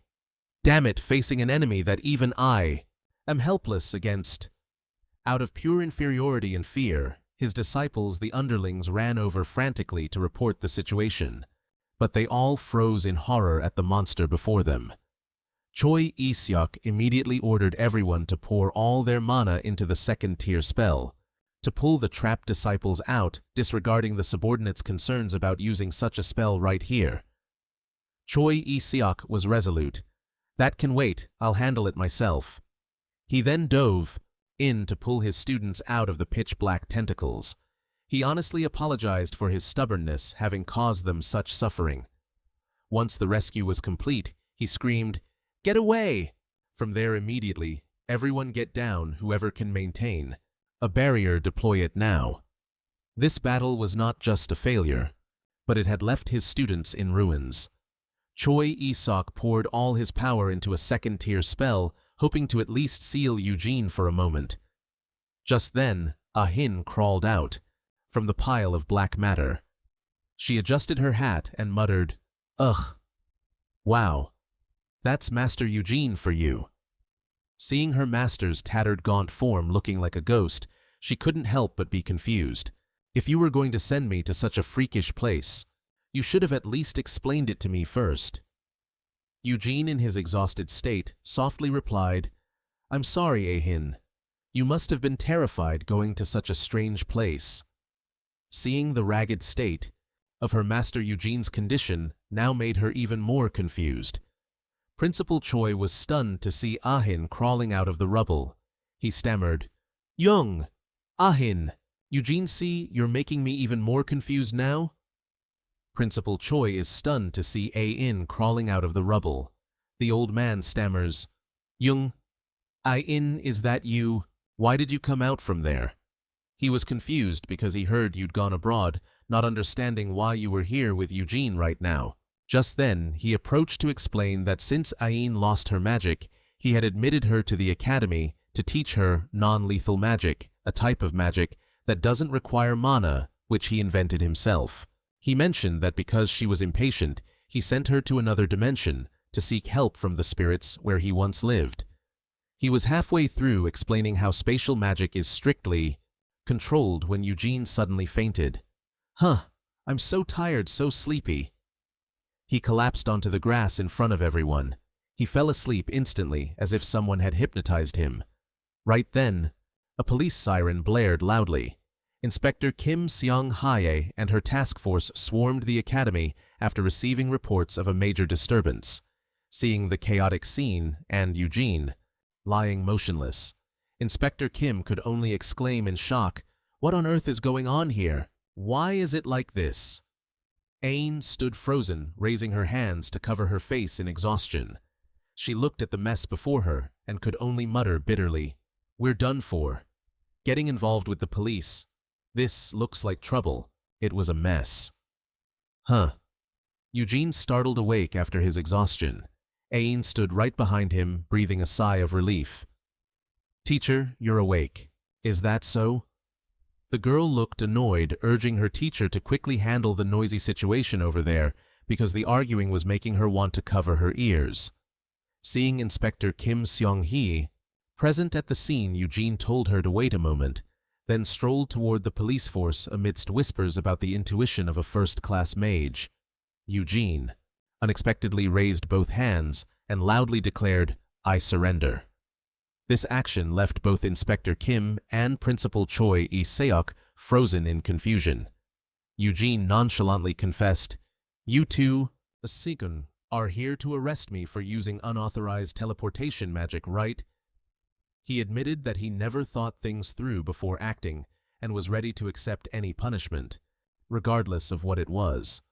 While Choi Lee-seok was still reeling from the other party's attitude, Inspector Kim flew into a rage, scolding the mages of the Bram Academy for using magic to disturb the whole neighborhood just to gang up on one person. Oh, so Inspector Kim was actually defending Eugene while he was taking a nap. Inspector Kim roared, furiously, intentional assault. This is clearly a case of attempted murder. He warned that the principal's magic academy would never be safe if it were involved in such a serious criminal record. Cornered Choi Lee-seok screamed in response, claiming that Eugene was no longer human but a dangerous monster, whom he had identified as a threat early on. He sarcastically mocked Inspector Kim for being fooled by Eugene's fake gentle appearance and questioned whether upon first meeting him, she dared to say she didn't look at this mage with eyes of disgust. In his memory, Eugene recalled a time when he was attacked by police gunfire due to a misunderstanding. Instead of fighting back, he nonchalantly brought them a latte, offering it to them and praising them. You all work so hard day and night for the public security. That's truly commendable. With a creepy face smoking from being hit by bullets, Eugene even kindly asked if anyone wanted some cow's milk, assuming they were just too tired to have shot an innocent person.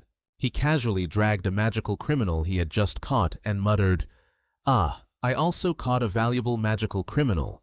Where did I leave him? I forgot. His attitude was always indifferent to any situation he faced. Seeing the tension, she turned to ask the new teacher for his opinion. Well, Teacher Eugene, How do you want to handle this? She asserted that as long as Eugene confirmed he was the victim, she would immediately arrest the entire Bram Academy group for trespassing and serious assault. Standing before the chance to be vindicated, Eugene suddenly fell silent, raising a hand to cover his face. My face, huh? Suddenly he burst into laughter, a creepy rattling laugh that made both Ain and the police force stand frozen in shock and fear. Eugene suddenly bowed to apologize to Principal Choi Seok. Frida, I'm sorry. I'm just not used to things like this yet. He scratched his head, looking troubled, then turned and made a decision that left everyone stunned. Fine, let them go. To the total astonishment of Ain, and even his opponent Eugene nonchalantly took the blame upon himself. He reasoned that part of what happened was because he had caused a misunderstanding. He self-deprecatingly admitted, and as Principal Choi said, perhaps they really do feel that I am a threat. My face must surely be unpleasant for you, all right. Who wouldn't be scared of a face like this? Knowing the answer, he still asked. Looking at his gnarled hands and eerie smile, Choi Seok could only tremble, breaking out in a cold sweat, unable to understand what this mage was planning. Eugene excitedly approached and familiarly draped an arm over Choi Seok's shoulder, and gave a thumbs up to encourage him. Calm down, Principal Choi. Don't worry too much, because Principal Choi is actually quite handsome. He went on and on, comforting him that kids these days aren't cruel enough to transfer schools just because of a teacher's appearance, so he advised him to just be confident. While Choi Seok was still reeling, wondering what the hell he was saying, Eugene quickly pulled out his phone. By the way, let's exchange phone numbers. He thought this was fate, so people in the same profession should keep in touch to occasionally grab coffee and trade teaching experiences. Eugene didn't forget to lean close to his ear and whisper secretively, but I like women, you know. Hope you understand. He laughed heartily, congratulating the new principal, while everyone watching was left speechless. Just then, a group of strange mages in black suits appeared and looked at Ain with eyes full of mockery. Mage. Trembling. They mocked, bringing up rumors about how she had been stripped of her magic and had to go abroad for treatment after the battle with Frederick. Seeing Wine was still in Korea, the leader sneered triumphantly. Free, are you crazy, abandoning us to fight Ain alone until you lost your magic? They believed that Ain was in hiding, living in dire straits, and threatened to leak news of her criminal behavior if this got out. Furious, Ain erupted. She pointed at the arrogant group and loudly announced to her teacher, "These people said they want to sign up to study at your school." The group of mages were stunned, shocked. What did you mishear something? While Eugene looked at them with excited eyes. Really? The guys who were just arrogantly mocking Ain now turned pale, not understanding if Ain was joking. Hey. Ain stood in front of the Sujin Magic Academy sign, her heart full of worry as she saw the crowd whispering about this place. She thought to herself that they definitely wouldn't sit still, and soon a whole bunch of trouble would come to bother them. Ain anxiously asked, Eugene, can you really handle this? Responding to that anxiety, Eugene nonchalantly walked away, complaining about a tiring day with a mountain of problems piling up. He muttered about how he had almost lost his mind, intending to warn Ain about what happened after returning from that land. However, Ain suddenly exploded in anger. She reached out, grabbed Eugene's face, and screamed, "This mouth, that big mouth of his, is the most exhausting thing about him." Ain is absolutely livid, ranting and raving, because Eugene managed to let the whole town know about her losing her magic in just a few short hours. She screams in frustration, shouting, "I told you not to tell anyone that big mouth of yours is the whole problem, you jerk." She just can't fathom why he'd go and blab about such a secret. To director Choi Yujin awkwardly tries to explain that if he hadn't cleared things up, the director would have just misunderstood again. Plus, since the two of them just started getting close, he was sure the old man would keep it a secret. Admitting that Eugene's mouth really does run a mile a minute, No wonder Ain is fuming. Ain brushes him off close. Just a few days ago, he was planning to recruit people to jump him. When Eugene blankly asks about the jumping incident, she just storms off in a huff. Before heading back, Eugene tells her he's busy in the morning and will be back in the afternoon. Eugene waves him goodbye.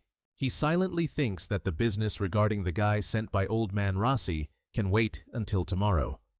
Left alone, Eugene putters around cleaning up, telling himself what an eventful day it's been between meeting his master and gaining a new student, Ain.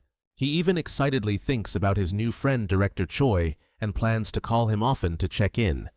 Lucky for him, the guy didn't run off in a panic already, let alone answer his calls. Ha ha! In stark contrast to that optimism, Ain is trudging home in tears. She feels humiliated by the rumors spreading everywhere and screams in utter agony. How can life be so cruel? Can she really keep trusting Master Eugene? At a secret facility, two doctors are anxiously wondering when they'll ever get to go home after being kidnapped to perform surgery on Friedrich under orders. They gaze out the window, desperate with nothing to do in this place.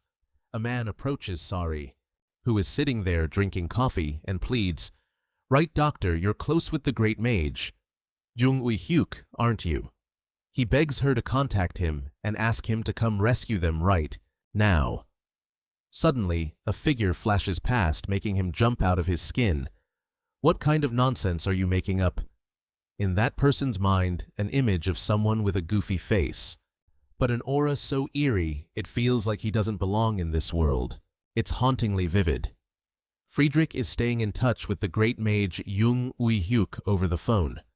When his old friend asks if Eugene is really his student, Jung Ui-hyuk smiles and confirms, "Of course, whether in the past or the future, there is no one who compares. He is my most excellent and proudest student."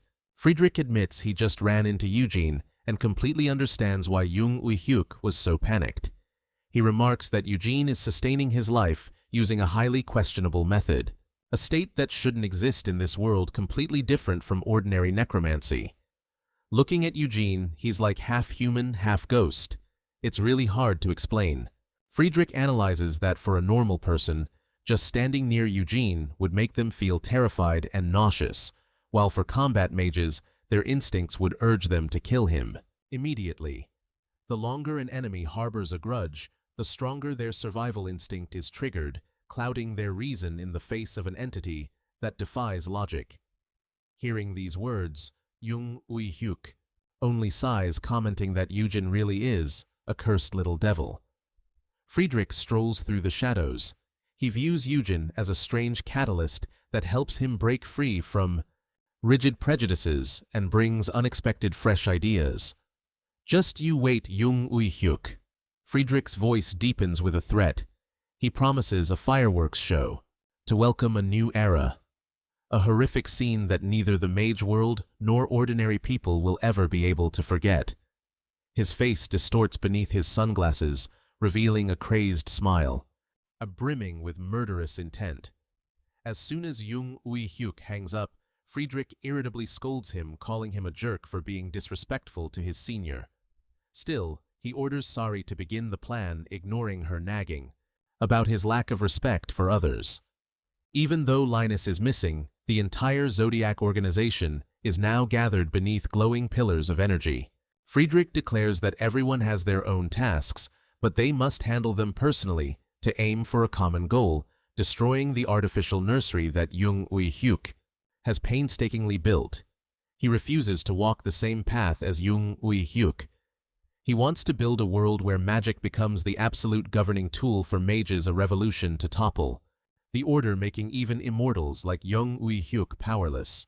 Friedrich admits that his recent strange experience has cost him dearly, but it made him realize the world has changed.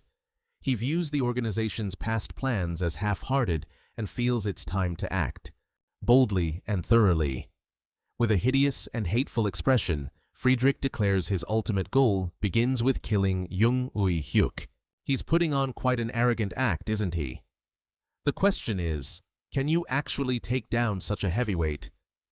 In the dark space of a secret meeting, Shadows are whispering and complaining about having to meet in person just to hear a few orders instead of holding an online meeting. Their topic suddenly turns tense when mentioning the goal of killing the great mage. Amidst fierce arguments over whether this is nonsense or a real plan, someone is calmly munching on food at the round table. He's busy gnawing on a chicken leg while casually admitting he just snacked on a few random things. When asked, someone sitting opposite him pensively asks about the feasibility, because if successful, even the Alliance couldn't stop them. To him, the Great Mages and the Alliance are just like walking corpses provided Jung Ui-hyuk isn't there to intervene and stir up trouble. Kill the leader and he gets to eat the whole feast. He's greedy too. Friedrich deepens his voice, asserting to his subordinates that the era of his reign is about to begin. He reminisces about his long-held dream, a world where mages use absolute power to rule, but that goal had to compromise too much, only because of Jung Ui-hyuk's existence. He coldly commands, "From now on, do whatever you want. Take whatever you desire, and feel free to cause as much chaos as you like." Friedrich raises his glass like a dark oath, affirming that Jung Ui-hyuk's disgusting and dangerous ideals will never again be able to threaten the future or the decisions of the Zodiac organization, ever again. Cutting to a modern research building, Ain is frustrated, pulling at her hair. "I can't stand it. How is it that he hasn't changed a bit since we were kids?" She's complaining about Eugene's personality, while a woman with messy gray hair sitting next to her speaks up. "Cough, cough. Your father spoiled you too much. That personality can never be fixed." This woman remarks that the concealment magic on Ain's hat also has its limits, making her easy to spot even from a distance. While putting on her coat, Ain pensively asks, "What do you think about the condition of his heart, even though Master Eugene says it's not?" Even though she was worried and wanted Dr. Cecilia to double-check everything for peace of mind, the gray-haired woman, Dr. Cecilia herself, just sipped her coffee while intently watching. The monitor displayed a sparkling heart image. She confirmed that aside from its adorably deformed shape, its functions were completely normal, and she didn't hold back her praise. "This is an absolute masterpiece, a rare find," she said. Ian asked blankly why a heart without any magic crystals would be called that.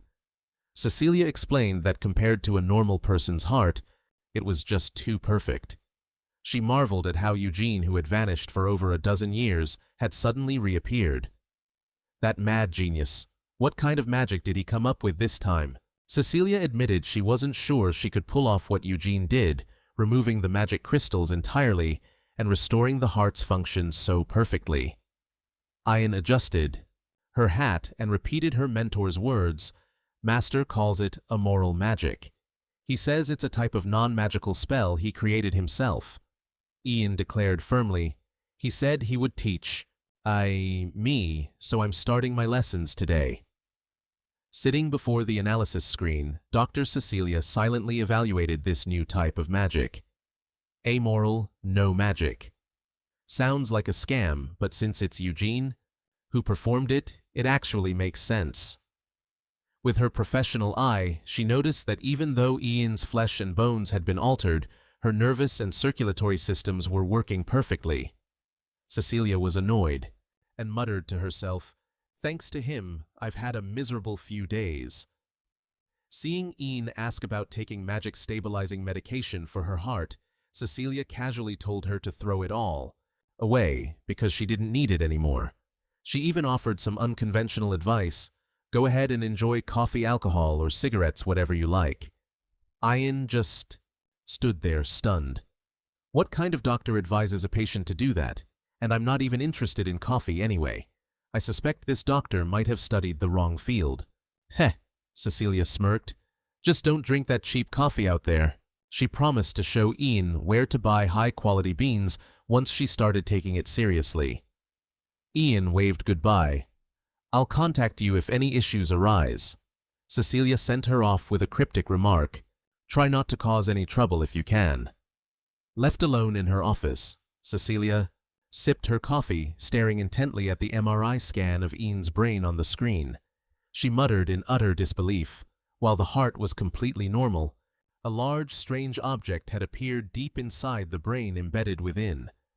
Cecilia couldn't understand why. Such an object wasn't causing any abnormal symptoms. On the surface, everything looked unbelievably normal. The machines detected it, but the girl acted as if nothing was wrong. Cecilia slumped over her desk, exhausted. "Forget it. I'm too tired. Eugene must have done something to her heart," she told herself. The post-op heart transplant service for the Archmage Eugene is officially over. Scene shift.